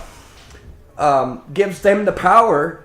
Gives also if you refuse, you're fucked. You're fucked. You Yeah, can't refuse. You end up with the charge anyway. Yeah, and people have gotten Yeah, it. I know. Though there was a sweep a while back shared on my wall where they set up a ride program. I believe it was Winnipeg or Saskatoon, one or the other, but they did a ride that weekend and they took 10 people's cars off the road. And it was exactly what I was ranting and raving on my shows about. It was going to equal lost licenses, roadside suspensions, lost jobs, towed vehicles, impound fees, and that's exactly what the story read. And you The don't story even have to talked be about how impaired. They had their shit towed away, so there's towing charges, there's loss. Yeah, and when you You go just have to have it available. You don't even have to be impaired. You don't have Yeah. to prove you're impaired on Correct. cannabis, just that if it's somewhere not in your trunk, basically. Yeah, and if you get convicted, you immediately... We're not trying to scare you. No, but your insurance goes to shit. You immediately go to a high-risk driver. But we need to end these things. We need to turn these things around. If we're scaring you, then try and do something about it. Write a letter, like get upset. But can we go? Can we go back? I don't want to lead your show, but can we go back to the dispensaries? This is your show right now. Oh, okay, buddy. Yeah, this is I your wanna talk about your the segment on dispensaries. my show is this hour-long thing where I want you to tell me everything you want to tell me here. So I'm just trying to help you with that. But absolutely, let's go Well, back I'd like to because talk to you about when I started talking about.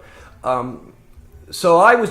People were saying, "Hey, let's legalize because Trudeau's going to legalize. Let's vote for him. Vote for him." I was on my shows at Yeah. this time, still up on my show, saying, "No, no, no." It says says right here on their official party platform, they're going to make stricter, stronger laws to punish more severely. What does that mean to anybody? Well, to me, it meant that they weren't going to enforce that. That's what I hoped. And I know it's very naive, but I'll admit it right here. The lead up to all of that, I was thinking, wow, Trudeau's just saying that because he's kind of got to say that to appease these, hard guys back over here, but they're not going to enforce any of that. Really, they can't, right? Well, fast forward. Yeah, I was wrong. You were right. Well, that's all right, but regardless, so then he got voted in. We're going to legalize cannabis. The LPs are going to be the only supply, blah, blah, blah. And so I'm like, oh, well, fuck, I don't know, about a year goes by. So that would have been into 2016, going into 2017. I started seeing a lot of dispensary raids in my news feed because I'm on everything. If the government farts the word marijuana, you're on top of it. I sniff it out. That's fucking well, thank you for being the guy to do that. I could sniff it from a mile away. I kind of miss doing very my brave of you because a lot of that stuff really stinks, Yeah, so I was like, well, what the fuck? So I did an exhaustive search from going back a year, 2 years, and I found 150 dispensary raids since Trudeau was elected. And I was like, well, that's never happened before. Right. We've never had 150 dispensary raids in this country. Ever. Yeah. Not even close. Yeah. And at the time, the boom in Vancouver is going off. 60, 70, 80, 90, 100 illegal dispensary raids. More than selling that. Black market products. Over 150 in its heyday. It was a fucking party here. Yeah, it was good. And so I started... and here we only had the odd one rated, and there'd be some excuse for it, there was Joe's on Kingsway for cultivation. There was the other one because they thought a kid got it. Somebody else said they I don't know, but there was just a couple of things. Otherwise, the police were leaving these ones alone. But across Canada, that wasn't the case. Yeah, and that's what you were keeping track of. Well, that was the thing. Yeah. Trudeau said they were going to make sure the draft Cannabis Act comes out, saying how it's going to be the only supply that's going to be. There's going to be illegal and there's going to be legal weed. Here, have a couple buds for later. All right. Yeah. Oh shit. Sorry, I gotta pass Neil some weed. There we go. So the Cannabis Act draft comes down. It looks like it's going to be a shit show with the 147 pages, a lot of enforcement. Yeah. And it was like, oh no, right? So I shared the information about the 150 dispensary raids with Danker.ca, and they put a page together with a link to every one of them stories because I had only just wrote it out. I didn't put no links and shit. Right. So I was like, well, fuck, if they're going to do it that way, I'll just keep this list going. So I kept the list going since then, Neil. And today, as we're sitting right here, and I've missed a lot, just so you know, but 567 or 67. 567 dispensary raids in just over 4 years since Trudeau took power. And that's you're not talking about dispensaries that just decided to voluntarily shut down. Anything like that. Only police intervention with charges. Yeah. Or seizure of product. And that Neil number 2, if you're over there, I shared that link with you earlier. If you want to throw it up there, that would be great if people are watching. And want to see that list because I keep it going. It's relatively just a slow out right now because Neil, there's not that many. There's not that many left. There's very few left. And bless Jerry's heart, he was in here. He's on the list, but he's a prime example of the drastic figures of this. We're in a town where it's a small place, Whitewood, Saskatchewan. He had 1,000 members himself. Yeah. So if you had 1,000 members per club, and shit, there's a couple dispensaries here in Vancouver that I know were pushing 15, 20,000 members. Yeah. 18,000 members, stuff like that. But if you just well supported. If you just had 1,000 at every place, at 567,000 people denied access. And who are the fucking public servants that get to come along and say that these 1,000 people can't get what they wanted to get from the people they wanted to get it from? Well, they didn't hire anybody. Who are they to do that? I mean, this is not what we have government for. This is not the role of government. They're not there to stifle business and interrupt commerce like that. I mean, if there's problems that arise... In the places where there was just the one dispensary like Jerry, like in Vancouver, it's a fucking bubble of cannabis here that's like no other in the world. You go across the other side of the fucking Rockies, and I'll tell you, Oh, It's a yeah, different nothing like fucking- here. It's a different story dealing with enforcement. Well, and also, in fairness to those people on the other side of the Rockies, that $10 a gram that we talked about that cannabis has always been here for BC bud has not been the case, in rural Canada for sure. In small town, I know in Ontario it was like $40 for just a couple of grams of ditchweed. Basically, Yeah. it was, But and that's all prohibition prices. If people could grow weed and not be, risking jail time and losing their house and all the rest of it, then, everybody would grow, probably a few more than 4 plants, whatever we need, and, whatever your friends, we'd all just look after each other's needs. We don't need government anywhere involved in this anywhere. There could be stores available, sure, why not? But they should be like any other store. It's $175 for a pharmacy license Well, I here know, Neil. in I'm not even Vancouver, done telling you the and facts it's yet, but I can see $30,000. My news is upsetting you. Oh, I know. You upset me all the time because I you tell know, me when you we tell me talk, things I because don't want to hear. it's the But there's I'm been real. I'm one- nobody's I'm been a as real right guy, as you. man. I I'll tell know, you. We I'm on have the these facts. discussions amongst ourselves as activists all the time, and We know each nobody's other been well. as right as you. Over these last few years, I've hated it. I've hated and I it. haven't enjoyed a minute of it. I wish I could tell a different story. I know. I'm You're hoping we right, can but maybe you're have a right, different you're story right, down the yeah. road a little bit because I don't think we're quite done yet. But I'm not as optimistic at all as I used to be. I feel there's two sides for me, Neil. And number one, I'm always black market. I've always been for Right. 35 years of smoking cannabis, dealing, growing, helping patients, whatever you want. My world, cannabis is always going to be black market. So I stand with that Well, side. However, there is another side. Not licensed. I don't No, know. I don't know about black market. That's always Well, sounds. we That, can ca- that always sounds so my bad to me. viewers know me, I there call should it be the another black word market for it because I like to wear that name. But we can call it original market. We can call it fair market. We can call it green market. green market, It all you works know, good for me. Yeah. I don't know. But that's us. But yeah, I agree, and that's what I fight for too. Is that And then everybody the should have other the right to side- grow and share and whatever they want. I mean, I But think that's it's the thing, because we don't fit in.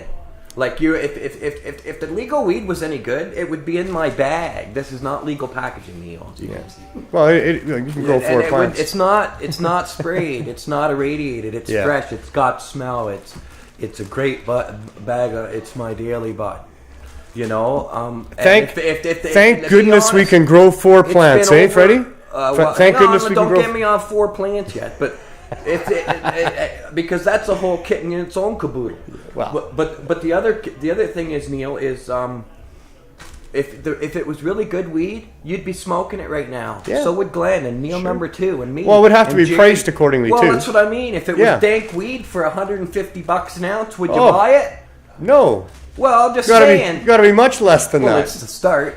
But that's still way too much money Well, for I'm me. just saying. But I know if it was good weed at a good price, and that, where else would you get it? I mean, yeah, absolutely. I know 100% what you're That's saying. why none of us are smoking it, because we're regular users. And Oh, the yeah, biggest regular one for users me can't is- use it. Well, that's what I'm trying to tell everybody since 2015 for patients, for crying out loud. Can't is use they're the daily user. They Yeah. are the patient. They need cannabis every day to deal with their illnesses. Yeah. It's not like, oh, I'm going to have a party on Sunday because I might Yeah. be hurting. I got No. $100 for weed for the party on They're Saturday. fucking hurting. Yeah, these people are And- needing $100 every So day they of never government fit prices. inside of the legal LP regime in 2015 when I was making a stink about it for patients. That they can't afford it. Yeah, Well, exactly. that's why we're not using it.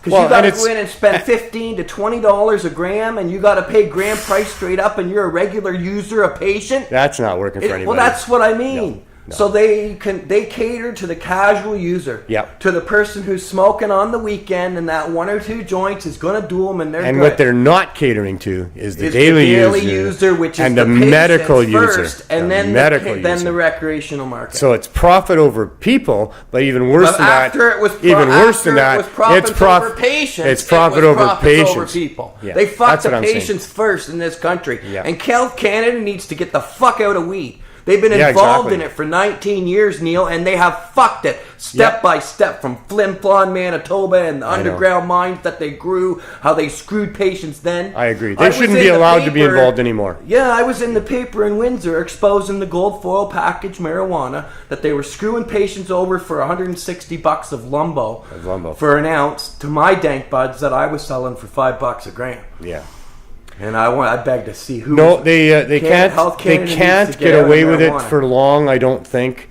But here again, I'm being optimistic. This is where you and I usually end up in conflict, is because you're not as optimistic as me. I still think it's completely unjustified that we're going to expose it for what it is. That the price this is being completely artificially inflated, and that the price should come down somewhere down the road. But the city of Vancouver passed a motion to allow low barrier access to cannabis for the opioid crisis. I'm waiting for that policy to come out. So. Well, let's the see what policy they come out itself. with. I mean, the motion is passed. Well, let's see what they come out with. They haven't licensed anything yet, and They they said that also they were have, gonna- and they also have not had the discussions with us. Maybe they're talking with Coastal Health and the VPD and the Liquor Cannabis Control Board, which were also supposed to be part of the discussions, but they have not approached Vandu, and I've approached them a few times to talk to them about this with no response back. I leave a message, I get nothing back. So we're going to open a space. We're going to open a couple of spaces. I'm working on that with a couple of different groups. We're just looking for a place to rent. If you know of a good place in the downtown Hastings corridor that we could rent to run our projects, we're going to have a dispensary that will have cannabis available for sale, but low barrier access. So there'll be nothing over $8 a gram. It'll be good quality cannabis. It won't be LP weed. And we think we can do this. Well, I wish you luck, Neil. We think we can do this because the CSP has been giving out cannabis for almost 3 years. We're 2 years and 10 months now. And we've been giving out hundreds of care packs twice a week of high-dose edibles and cannabis that's donated to us. And we're going to do it a little better than that when we have a storefront. We're going to have in-house testing of the cannabis that's much more of a high level. Originally, the equipment that the Green Cross had is what we're going to be using. And we're going to test our own weed. We think we've demonstrated that there's no harm to be concerned about with respect to dispensing cannabis, and that we should be allowed to do the model that we're going to present to the city, and hopefully they will license it. But that's yet to be seen. That's a mouthful, Neil. First, we're opening the space without a license. We're going to open the space, and they've acknowledged that they understand that's going to happen, that we're going to open the space and start doing it. The city's still got to write the policy. They said they were going to look into providing low barrier access. Yeah, which means that you're going to have good quality cannabis at a low price. They would, and the LPs be damned. We'll have to see how that works out in the policy, Neil. Let's just leave it at that because we're speculating. I'd like to talk about what I do know. Yes, and I know the Cannabis Act and these dispensary rates, and being up to 567 of them with that many thousand. That 567,000 people denied access. Now the ones that how many dollars per raid? How many dollars per raid? Hang on, we'll get to that. Okay. But the legitimate patients that are inside of that number, how many is it, Neil? 1,000 out of the 567,000? A couple 100,000? How many of those across coast to coast have been denied access, forced back underground in the black market? And I also know, or forced onto other drugs. People on social media are like, "Oh, I don't care. I don't use the dispensaries." Well, I'm talking not for myself, because I never used and shopped in the dispensaries either. I never sold any of the dispensaries weed for resale either. They've also been forced back onto pharmaceuticals or street drugs in many cases, and not even able to access cannabis for themselves at all. That's right. It's horrible. That's the first and foremost catastrophe of the dispensary raids that Trudeau's to blame. And I've also recorded this as our history, our cannabis culture. That's what this is. It's been the end of a dispensary era, an era as we know it. It is. And then secondly is the price. Doug and Michelle Sikora of S&M Sweet Shops claims that it's about $35,000 per raid from start to finish. Now another high prominence lawyer, I don't want to talk about his name, Neil, don't even mention it because he works for a large producer now. But he's a lot more costly at $50,000. So you'd be looking that's at their excess of cost. 28. Yeah, okay, that's right. Well, no, that's their cost. But then there's the taxpayers on the other side paying for the raids, paying for the prosecutors, paying for all the rest of it. Well, there's costs on both sides that we're all paying for. You're looking at $28 million in that alone. Where I believe that money could be spent a lot. Basically the biggest one in my local area would be the homeless. It could do a lot for the opioid crisis that we have here, and they could support our project and help us get high dose edibles to people, so they're not even on the opioids. But it's never been about taking away cops' jobs for going after potheads. No. It's never been about stopping prosecutors for prosecuting the pothead. It's never been about stopping the guards who are guarding the people sitting in the pen. No. Who's the pothead. And, that's a big one for me, Neil. And that's what really got me into this before the patient hit to my heart, was that this is a victimless crime. Yeah. It's you sit... I did it's time. It's worse, though, because I ain't no badass guy, but I did time, and I know there's people in there that every single crime they did had a victim. Yeah.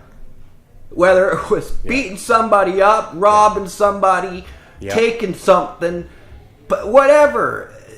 And when you sit, that's in Edmonton lockup, they told me, we know there's a difference between the pot people and the real criminals. Now, 4 years of my life fucking sitting around waiting for this shit for me to go to court to get sentenced 30 days to go do 18 fucking days. So I didn't have to do too bad. I spent thousands on lawyers and of course 4 years of stress.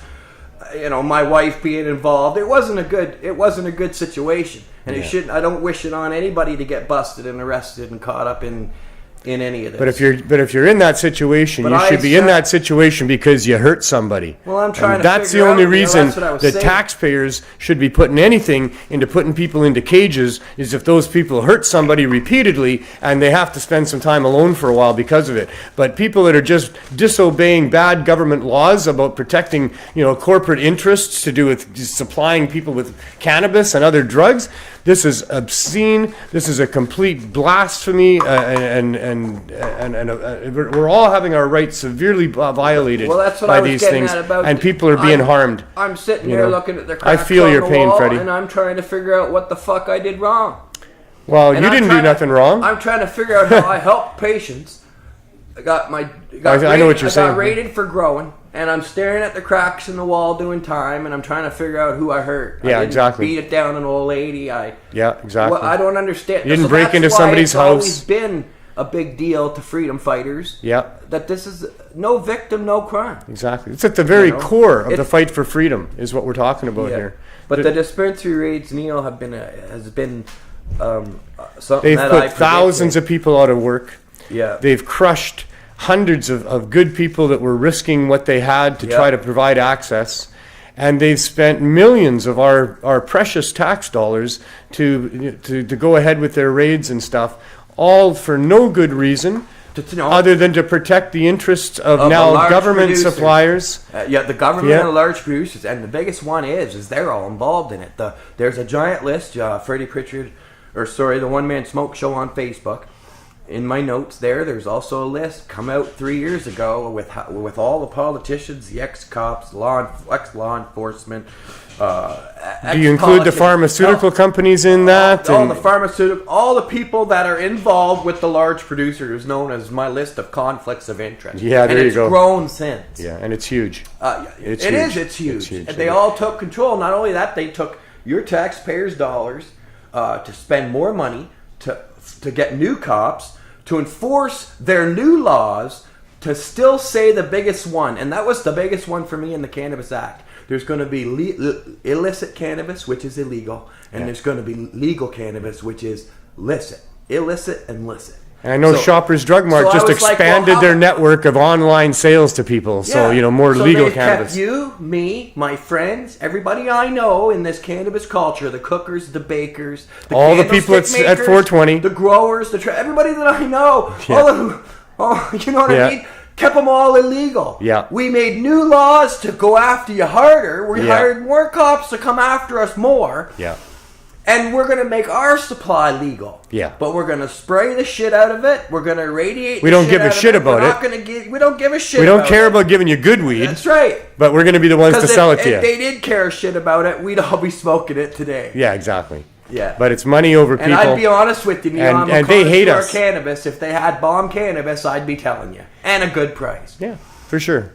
No, and we've been the pawns and the subjects of these corporate elite, the kings and the queens, and I talk about it on every show. It's the people that we're up against. To me, Neil. But they hate us. They've hated us from the beginning because we threaten the hell out of them. Yeah. You know, they want to make money on pharmaceuticals that they mark up 3,000% in it, and then they take taxpayer dollars for research and development to begin with. And on that game goes, you know. They didn't bring patients to the table. They didn't bring licensed producers to the table. They didn't bring any growers to the table. They didn't bring any of us to the table to write all of the new laws. They did it all. They don't smoke weed. They got nothing to do with weed. The only good guy in the whole frickin' thing when this was going through Parliament, the Cannabis Act, was Don Davies, who had 39 bloody amendments, which all got voted against 8-1. Yeah. It got fucking pumped. Yeah. He got fucking shafted. Not a single one of them cared about cannabis. They don't use cannabis. Some of them are even nose up about cannabis, but they're going to do it because it's about money. They care about money and they care about control. Yeah. And that's it. Yeah, and here we have a year and a couple months into this new legalization of cannabis. I'm not using it. Everybody that I don't know anybody that would buy that. No, you know? Their stock market on October 17th of 2018, the day cannabis became legally selling here in the stock markets, were at 785 points. Today, they're just down at 214. And they ain't never getting that back. Well, holy shit, that's a pretty big drop. And then another report came out, coast to coast, cannabis numbers and sales are down. Yeah. So they're losing money. Yeah. And that's what I mean. They're never getting those points back. Yeah, and I did predict. I said that this was souvenir buys. People want to get out and try these. Everybody wants to have that receipt saying, hey, I bought legal cannabis. They all wanted to try it. So the tries are done. Souvenir buys are done, man. And the tries learned what they needed to learn. Yeah, excuse my language, too. It's all right. But the stock market... We swear here once in a while. The stock market... Sorry, Barbie. The stock market's plunged. They're not selling. New Brunswick took $10 million and bought Organigram for a supply. They used it's like buying a pipeline. Well, my God, since when does the government buy weed? And then how stupid is the government? They bought Organigram supply after the recall about the Michael Blut and all. Because they were going to look really bad if it went the other way too. Yeah, well now New Brunswick are turning they couldn't make no money. They lost $12 or something million. And they shouldn't make any money. Well, they lost, and now they want to turn it over to the private sector, which means private sector is going to sell Organigram weed. So it's like, man, who's the stupid fool that's going to move in and do that? I know. Freddie, we could go on for another hour, but we're just about out of time. Shit, man. But, you know, other than boycott the licensed producers, which, of course, you know, friends don't let friends buy LP weed, that's for damn sure. Absolutely. What else? That's a good Facebook page. What else do you think people can do? Is there any other things? You know, I was really fighting when this was a bill. Now, when this was a bill and they threw it out to the country. Here's what we're going to do. 147 pages of shit, cannabis smokers and users and growers and trimmers, everybody who's us, which is a smaller percentage of the others, you know, the other people. Yeah. The people who don't consume, right? Yeah. And I thought, well, if we made enough stink then, if we had enough protest then, if we had enough rally then, if we had enough stink that the mainstream media would be posting why. Like, hey, we can't have this microbial content that forces irradiation. It's not going to sell.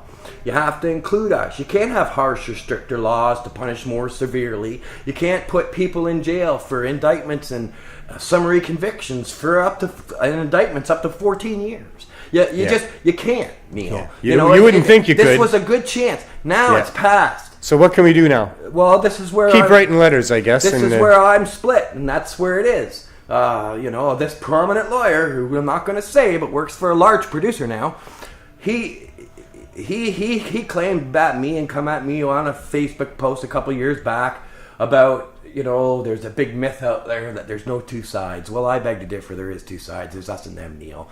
Their laws, they have our tobacco. There's a huge black market of tobacco in this country. They have our alcohol. There's huge black market. You're talking about the corporations. I believe they're always and forever because they've legalized it for one thing and money only. Yeah. It's all about greed, and here they are. They're keeping it. They're going to keep that only entity, and they're going to spend the taxpayer.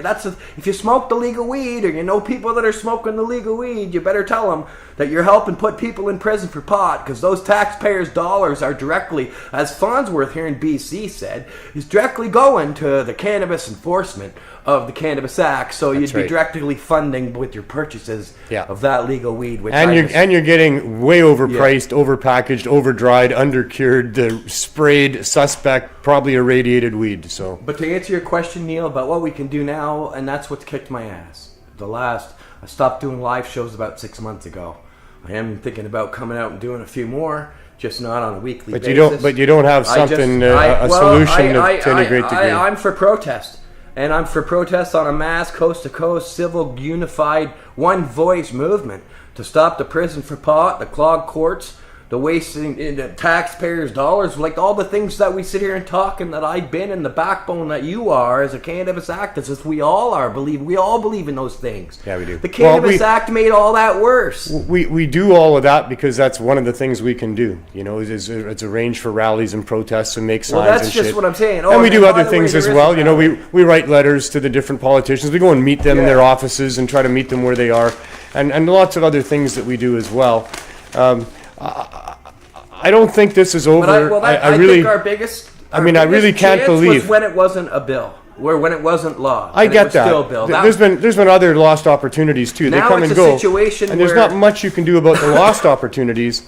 But you know, like you said, you know, they can't get away with what they're doing. How do 14 years for an 18-year-old giving a 17-year-old friend a puff on a medicinal herb? I mean, it's just outrageous. They can't get away. You would think, because I'm over here. I still believe in my heart that they can't get away with it in the end. They are getting away with it as we speak. They're making money. They're, you know, well, like you say, they're losing money in some cases. But that's they thought they were going. Those are shareholders' money. Yeah, you know, and they sucked them all in, telling them all in the beginning. CEOs are still getting their big paychecks, right? And there's people all through that the money's getting spread out to. But all that money is money that was put in there by sharedholders, not by weed buyers. No, and the weed buyers aren't supporting the shareholders yet. Oh yeah, like Canopy Growth had when they made the announcement, their quarter sales were at like 24 million. Yet they were being touted all over mainstream media as being a $1.5 billion behemoth. It's like, how the hell are these guys a $1.5 billion behemoth when they've had $24 million in sales the last quarter? It's like, does this add up to anybody, or is it... Yeah, they find people to put money in hopes of getting more money out. Yeah, well, anyway, thanks, Freddie. Crash. Can I just say one thing, though? Ted Smith, VCBC, having a rally Saturday for medical cannabis and patients' rights, noon on Saturday, December Farnsworth's 7th office. in Port Coquitlam, 2748 Low Heat Highway. I'm going to be heading out there, so if anybody's in the local area, come on out on noon on Saturday. Yes. I was going to mention that in the coming events. Sorry, I'm really happy you mentioned it. That's good. Yeah, you know, I wanted to, because there, you know, that what can we do? We can protest. Yeah, we can. You know, maybe we could build the movement again. Maybe but it's grassroots. You never know. You never know what a little bit of protesting or one little letter or one phone call can do. They all make a difference. If a whole bunch of people are doing similar things, it makes a huge difference. So absolutely, Neil. We do what we can do for sure. Thanks, Freddie, for all of your work. Yeah, I know you're burnt out a little bit and you deserve to take a little bit of a break, but maybe you'll find some hope. Because we'll see what happens. No, I know you wouldn't be on my show if you'd given up. I'm in the original market, and I'm always going to be. You still got the YouTube stuff going on. I don't fit in a legal market. None of you guys do. I don't. We're still all friends. That's what I mean. Yeah. I'm all Viva la black market. I'm all for it. I'm going to do what I've been doing for 35 years. Oh, boo-hoo. I mean, we're not legal. Ooh, I haven't been legal for 35 years. Every single day I'm a chronic. From morning to night I'm breaking the law. I'm a rebel, Neil. And as I started the show today, I don't think you're here yet. I'm not a criminal. We are not criminals. And I know you can't stop feeling the way you feel about it. Yeah, because I wish there was an... You can't shut up about it. You're not going to be able to do that. I wish it turned out different, you know. I want you to feel a little bit more hope, but just wait. I'm not going to even tell you that because you've been more right than me. I can't bribe you with me being more right than you. But let's see what happens when we open a few storefronts and we come up with a model that maybe gets accepted by at least the city level. And if we can fend off the CSU and we can establish that, and so what if it's going to be unfair competition to the LP weed? that's what has to happen. Maybe you'll get some more hope. Maybe we'll find some other things to do. I know we're going to be at different events coming up down the road. I can't wait to see you there and see what happens in your future. It's going to be great, Neil. And, if you need me back on the show, let me know. I'm real. We'll have you back. I bring the truth. We talk, whatever we're going to talk. And we need more time. Yeah, we do. So make it another time. As always. Thanks, Freddie. Thanks, guys. And to all the viewers out there, good to see you. Yeah.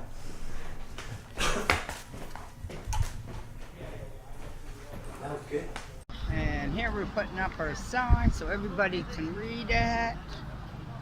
Cannabis Substitution Project. I think it's important that people know what we're doing here.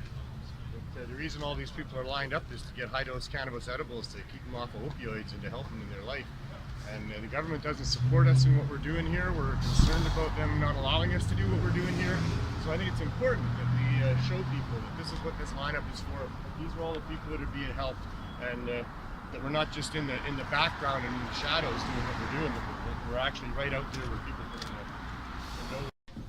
So here we are at Cannabis Substitution Project, and we're in the lineup. It's a beautiful sunny day. We've got a dude here smoking a joint. Hi, what brings you to the cannabis substitution line? I like to get the edibles. It helps me sleep. It helps me deal with pain. Don't eat it all at once, right? You don't mention that, right? Of course. Those are 50s here in the white bag. Awesome. Thanks. Hi, how are you today? Doing good. And what brings you in the Cannabis Substitution Project lineup? I heard that it was a lineup that helps people on addiction, Okay. and so I use it to help my fight my meth addiction. Oh, okay. So the high-powered edibles help you out? Yeah, they do. What do they do for you? They help my body pain, and they help with the cravings for the meth. Oh, well, I'm sorry to hear that. I hope that our edibles help you and Yeah, you they can do. kick the whole habit. Yep. That would be so nice because you look like a young guy. How old are you if you have 34. 34? Okay, well, I'm glad that you're working on kicking your addiction and we're able to help you out. And thank you for the interview. I appreciate that and have a great day. Thank you. What's your pleasure, miss? Okay.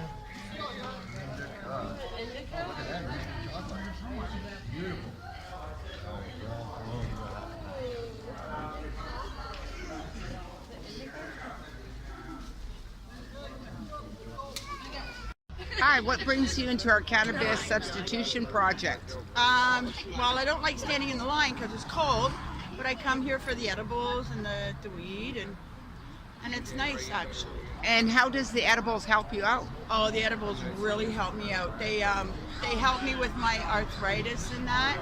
Gives me a nice mellow body buzz, and that's what I need. I have severe arthritis. I have osteoarthritis in my knees and my back, so it helps. It helps. Oh, a that's lot. great. Awesome. Thank you very much, guys. Thank you. Have a good one, guys. Hi, how are you today? Good. What brings you into our Cannabis Substitution Project lineup? The edibles. The edibles? And what do the edibles do for you? I got in a car accident in 1990. Oh my God, was it serious? Yeah, I got paralyzation on one side of my body. Oh my God, so how does the edibles help you It out? actually helps my back. So it helps the pain? Yes. How are you? You're welcome. Hi, how are you today? I'm good. How are you, Debbie? I'm doing good, thank you. What brings you to Cannabis Substitution Project? To get the opioid substitutes for me and to get CBD for Monkey because she has congestive heart failure. Oh, And the CBD is prolonging her life. how is she doing on the CBD? Better than just on the heart meds alone. She's got vim and vigor. She's prancing. She's playing with other dogs again. She hasn't done that in months. Oh, You have a preference of these? CBD, THC, gummy bears? You don't care? There you go. There you go. Right on. So a little slice of the CSP this past week. Huge thanks to Debbie Hellion for putting together that video for us. As you can see, there's a lot of people and there's a lot of care packs that we're handing out there. And that's all because of some amazing people and groups that help our project and donate to us. We have 15 or so volunteers that show up every time and never miss and make it all work and function like a well-oiled machine. It's a beautiful thing to witness for sure. And this is a list of just the people that were a part of this last giveaway that we had there. Move the Movement, so important and crucial to us. You can check them out online. They've been with us for such a long time, supplying the jelly bombs that people rely on. The Medicinal Cannabis Dispensary, I can't say enough about that organization and how they've helped us for all the years that we've been doing this. Dirty Dave, Weeds, Glass and Gifts, Joyce making Bannock in the last while for us, and that's thanks to Black Creek, giving us the ingredients that are necessary for that and other of the edibles that we make. The stock market has been such a great donator for us as well, and recently rated by the CSU, along with the Medicinal Cannabis Dispensary.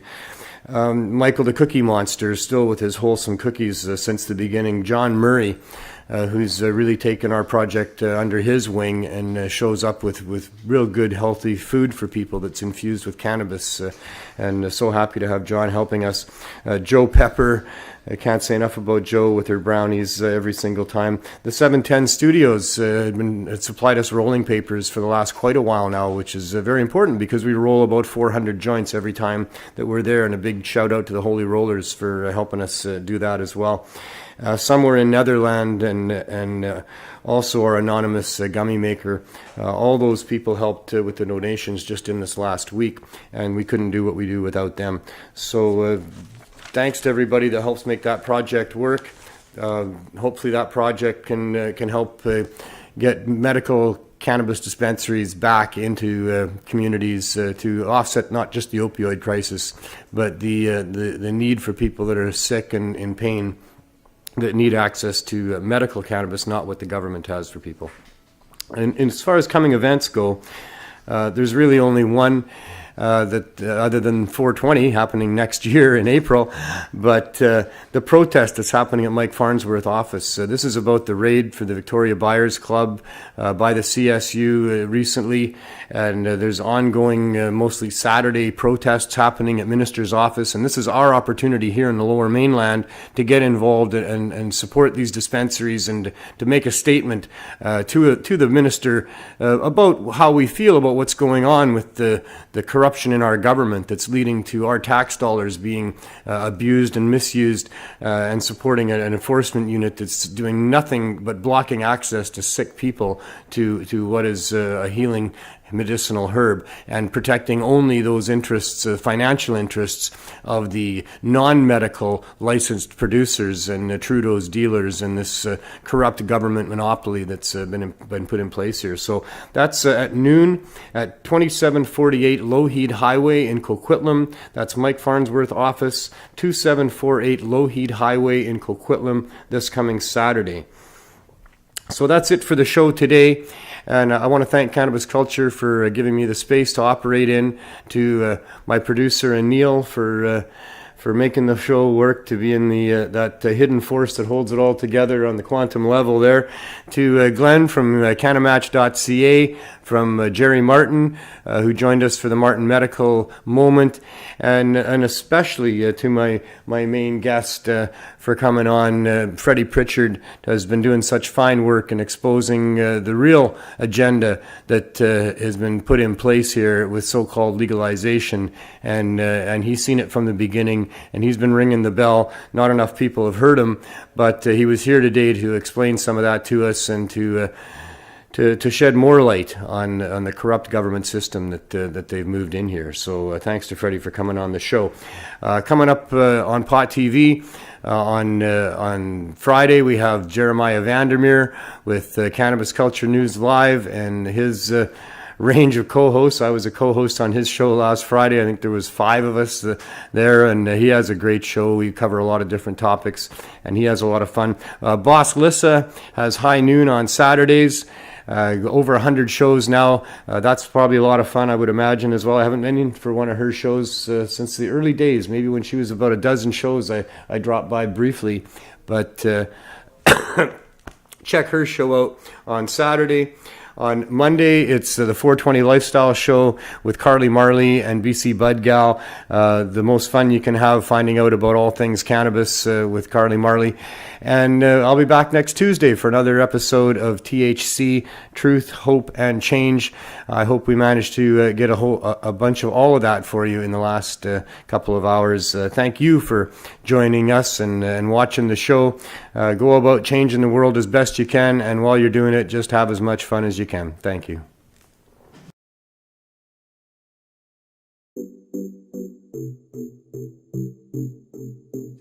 Hi. Hello. Hi. Hi. Hi. Hi. Hi. It's high noon here in the studio. Look at it. Look at the bud.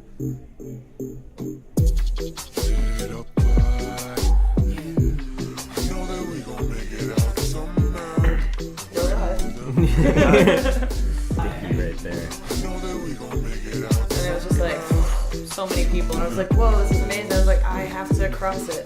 Acronyms, baby. I love So how he paid they're $8 like, for half a pencil. I love. just put it out there.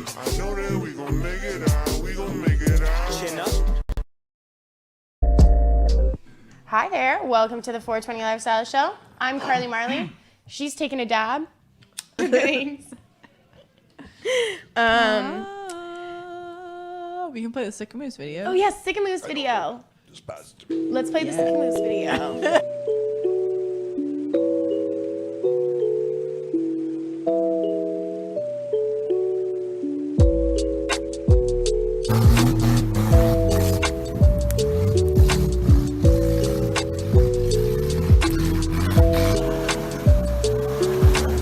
Yeah, so that's my home.